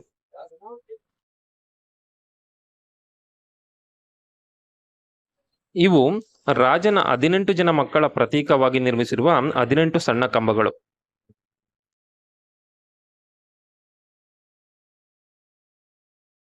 ಉಗ್ರತಾರ ಅಮ್ಮನವರ ದೇವಾಲಯ. ಈ ಆಲಯವು ಜಗನ್ನಾಥ ಸ್ವಾಮಿ ದೇವಾಲಯದ ಹಿಂಬದಿಯಲ್ಲಿ ಇರುವ ರಸ್ತೆಯ ಪಕ್ಕದಲ್ಲಿದೆ. ಬಹಳ ಶಕ್ತಿಶಾಲಿ ಅಮ್ಮನವರು, ದರ್ಶಿಸಿಕೊಳ್ಳಿ. ಇನ್ನೂ ಪೂರಿಯಲ್ಲಿ ನೋಡಬೇಕಾದ ಅನೇಕ ಪ್ರಮುಖ ಸ್ಥಳಗಳಿವೆ. ಚಕ್ರತೀರ್ಥ, ತೋಟ ಗೋಪಿನಾಥ್, ಪಾರ್ವತಿ ಸಾಗರ್. ನಿಮಗೆ ಪೂರಿಯಲ್ಲಿ ಸಮಯಾವಕಾಶವಿದ್ದರೆ ಈ ಆಲಯಗಳನ್ನು ದರ್ಶಿಸಿಕೊಳ್ಳಿ. ಪೂರಿಗೆ ಬಂದಾಗ ತಪ್ಪದೇ ನೋಡಬೇಕಾದ ಇನ್ನೊಂದು ಪ್ರಮುಖ ಸ್ಥಳವಿದೆ. ಅದುವೇ ಕೋನಾರ್ಕ್ನ ಸೂರ್ಯ ದೇವಾಲಯ. ಭುವನೇಶ್ವರ್ನ ಲಿಂಗರಾಜ್ ಟೆಂಪಲ್. ಭುವನೇಶ್ವರ್ ಮತ್ತು ಕೋನಾರ್ಕ್ನ ಸೂರ್ಯ ದೇವಾಲಯದ ವಿಡಿಯೋ ಹಾಗೂ ಅಷ್ಟಾದಶ ಶಕ್ತಿಪೀಠಗಳಲ್ಲಿ ಒಂದಾಗಿರುವ ಗಿರಿಜಾದೇವಿ ಶಕ್ತಿಪೀಠ ಮತ್ತು ನಾಭಿಗಯಾ ಕ್ಷೇತ್ರದ ವಿಡಿಯೋ ನಮ್ಮ ಚಾನೆಲ್ನಲ್ಲಿ ಇವೆ. ನೀವು ಆ ವಿಡಿಯೋಗಳನ್ನು ಕೂಡ ನೋಡಬಹುದು. ಶ್ರೀ ಬಲಭದ್ರ ಸುಭದ್ರ ಜಗನ್ನಾಥ ಸ್ವಾಮಿ ಸುದರ್ಶನರ ಕೃಪಾ ಕಟಾಕ್ಷವು ಸದಾ ಎಲ್ಲರ ಮೇಲೆ ಇರಲಿ ಎಂದು ನಾನು ಕೇಳಿಕೊಳ್ಳುತ್ತೇನೆ. ಈ ವಿಡಿಯೋ ನಿಮಗೆ ಇಷ್ಟವಾಗಿದ್ದರೆ ಲೈಕ್ ಮಾಡಿ, ಶೇರ್ ಮಾಡಿ, ಹಾಗೆ ಸಬ್ಸ್ಕ್ರೈಬ್ ಮಾಡಿಕೊಳ್ಳಿ. ಧನ್ಯವಾದಗಳು. ಜೈ ಜಗನ್ನಾಥ.